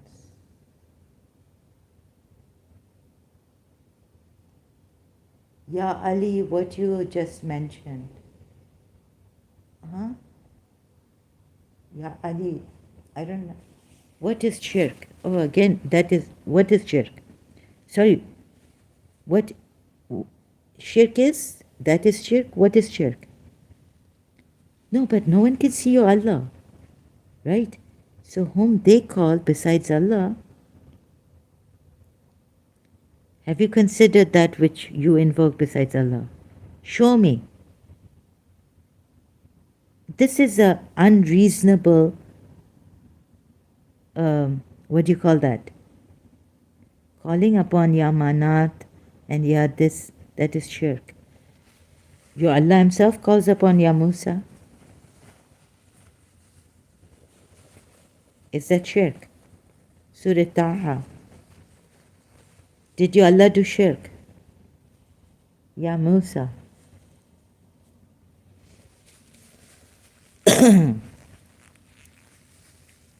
Well, he says, don't call on anyone other than me. But he sends someone else to help them. He sends Musa to help those, or to bring Pharaoh to guidance. He needs help from Musa. And he says, Ya Musa. He calls out to Musa. Ya Musa. You know what I'm talking about? Sorry, I didn't get you now. Please look at this. I've taken time. My neighbors are now, it's very late. They'll be disturbed. So I just want to see. Look, it's unreasonable to ask them this. Maybe they have a book.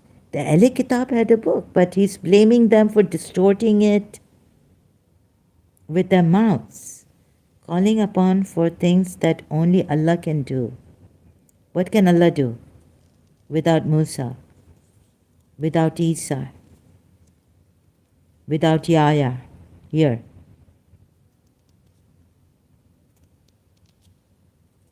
Oh, calling upon for things that only Allah can do, like create. How do you know they didn't believe in the Creator? Or maybe he's a manifester, he's not even a creator. If he creates, then he's apart from his creation, they say. And they bring duality in, which is another problem.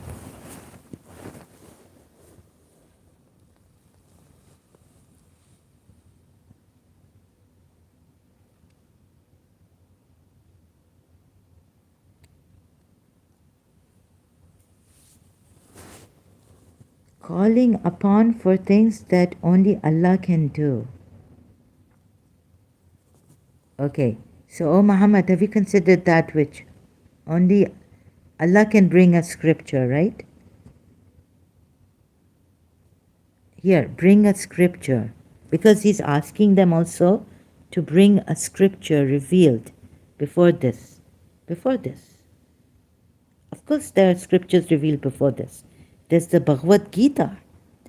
There's the Mahabharata of the Hindus. Rig Vedas. Puranas. God knows when. There's the Bible.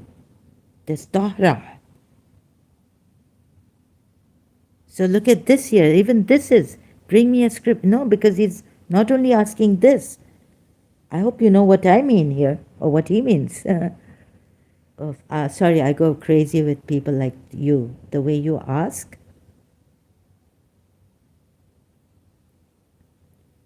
Calling upon.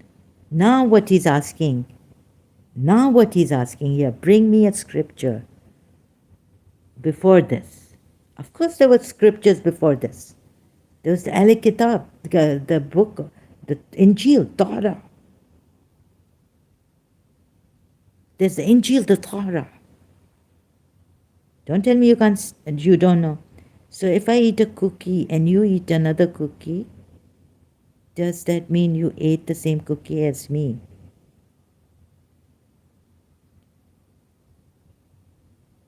It's not the cookie, it's everything, it's Allah.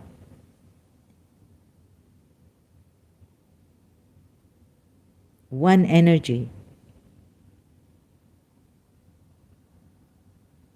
This is a bad example you've given.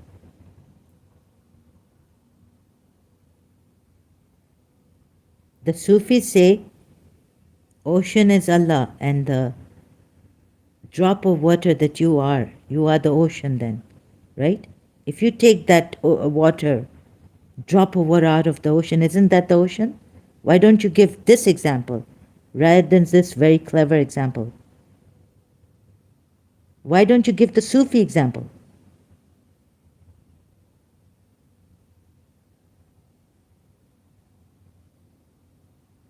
So if I eat a cookie and you eat another cookie, does that mean you ate the same cookie as me? You see, you will always be in that duality problem, because that's where they want you to be. Because I'm not a Sufi. Oh yes. So you are, what are you? Which Muslim has given this example? Sunni or Shia or what? Huh?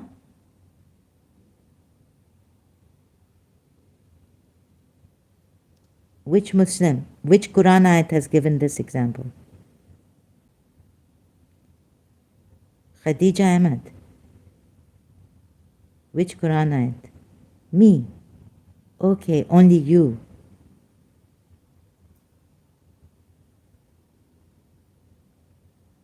And now what do you want? I see that you are a deception, full of deception.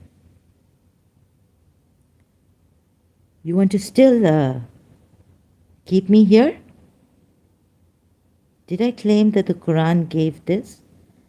No, because you said because I'm not a Sufi, so I said it can't be coming from you alone, it should come from Allah alone, right? Every example that you give should be coming from Allah.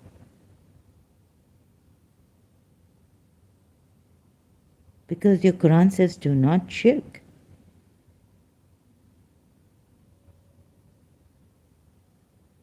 And it's on Sufism, you said, against.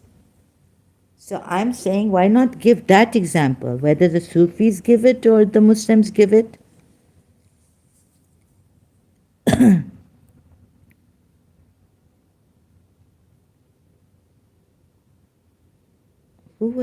Which place are you from? I'm illustrating that Ya Musa and Ya Manat are different. I didn't say they are the same. But the question was, was that, very clever person here. You must see her. It's really something.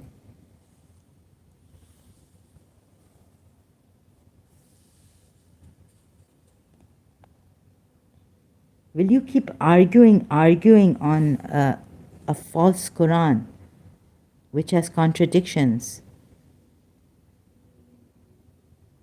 Who taught you this? Who? As a Shia, I would have given my life. At one point, I gave up my love for when it came on my religion, my beloved teacher. I left. Now, when I find out that there are discrepancies in the Quran, it doesn't mean. I have a family to take care of. I will talk later, miss. Okay. Yeah, please join me later. And please see that, I don't know what you're giving to your family. Sorry to say, taking care. Come to Zalmi Returns, shadi.com. No, sorry. Khadija Ahmed. And I have to take care of my neighbors who are sleeping, right?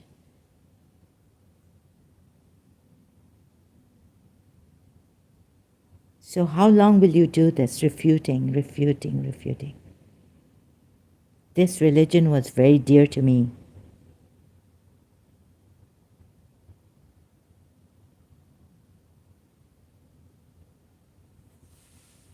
Let me just check something. Oh, you have nothing on your channel, just Ted. Khadija Ahmed.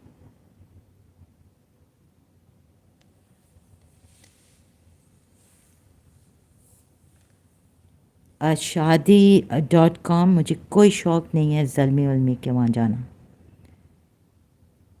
चीपस्टर्स और ऐसे I will not go. जिसको respect नहीं है औरतों की.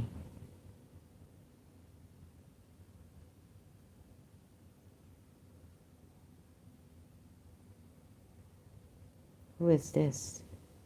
Let me see where you're from. So, Khadija Ahmed, you have one. Good stuff, you say here. Ted, you watched playlist. Oh, God, this is your playlist. You watched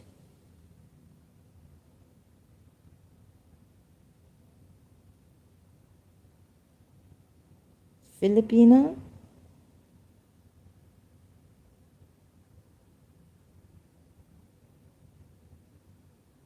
Oh, you're in the United States.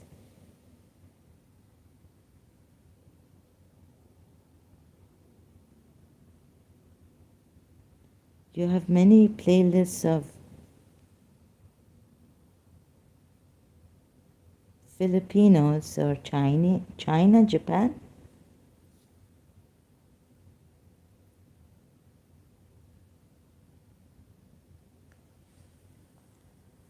Oh, so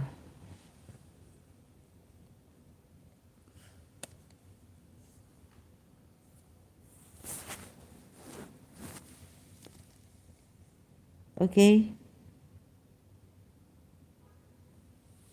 Thank you, everyone, and thank you for participating. I hope that you will be honest with yourself, not to just come here refuting for the sake of your ego or protection. You know, Islam gives a lot. I had to leave that security, religious security. For truth, you need the courage to do that. I hope you also have that courage one day to face the truth and leave that emotional, religious security, that religious security that religion gives you. Thank you so much. This is what I learned. No matter how much you love the person, but like if it is, I mean, I'm talking big. You know, I think I have big ideas, like from Imam Hussein I learned that even, like the Quran ayat, I have to quote that. Even if truth be against yourselves, your parents, you need to have that courage to face the truth, even though it's hurting, like it has been hurting me. And before I came here, but Khadija pushed it until now. She had to go because she has to take care of her family. I understand that. So have some regard for someone else's family member, loved one, and health. You know how bad it is for health, for my health. I puked, I threw up before coming here. Finding out there's more against Prophet Muhammad, realizing through Surah Quraysh and all that. A caravan robber, I searched and I found in your religious history, Islam, caravan robber. Please be considerate and have the courage to question. I question Imam Zain al-Abidin. You know who Imam Zain al-Abidin is for Shias and what he went through. We used to think pain never lies. How could Imam Zainal Abidin lie? Like Anita Rai writes, Pain and Action for Bibi Zainab in her Essential Women book. It's online, available for free. So have the courage. I wasn't, just